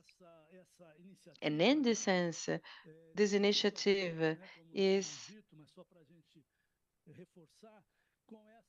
connected with the initiative that was recently launched, the Rainforests Forever Fund, namely the possibility of having a permanent flow of investment that will enable the ones that recover the forest, not only the ones preserving, but the ones recovering the forest, so that they can have access to permanent funding for the maintenance and the improvement of recovered areas. I do believe Brazil is undergoing a favorable moment. This session here is an illustration of the momentum. You can see big companies getting together with the academia, with the private initiative, and they are taking initiative. So it is clear that the possibilities are clear.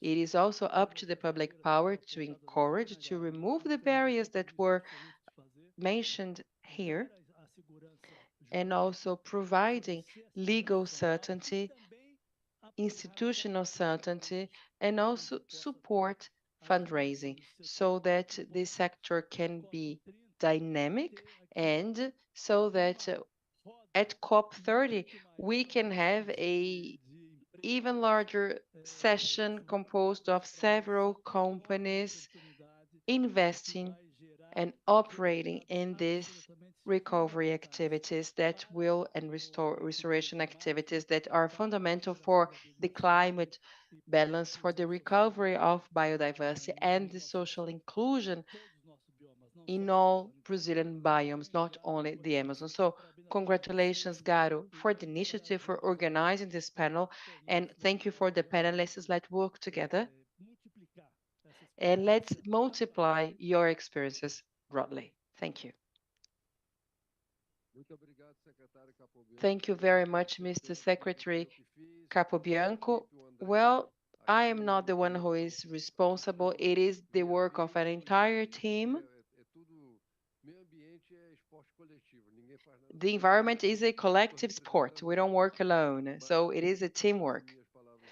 Anyway, thank you very much. This was a great panel.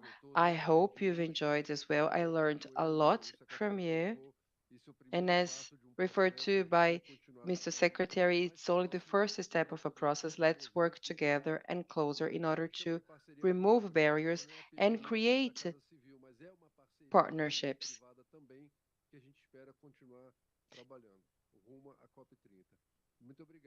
Thank you so much, everyone.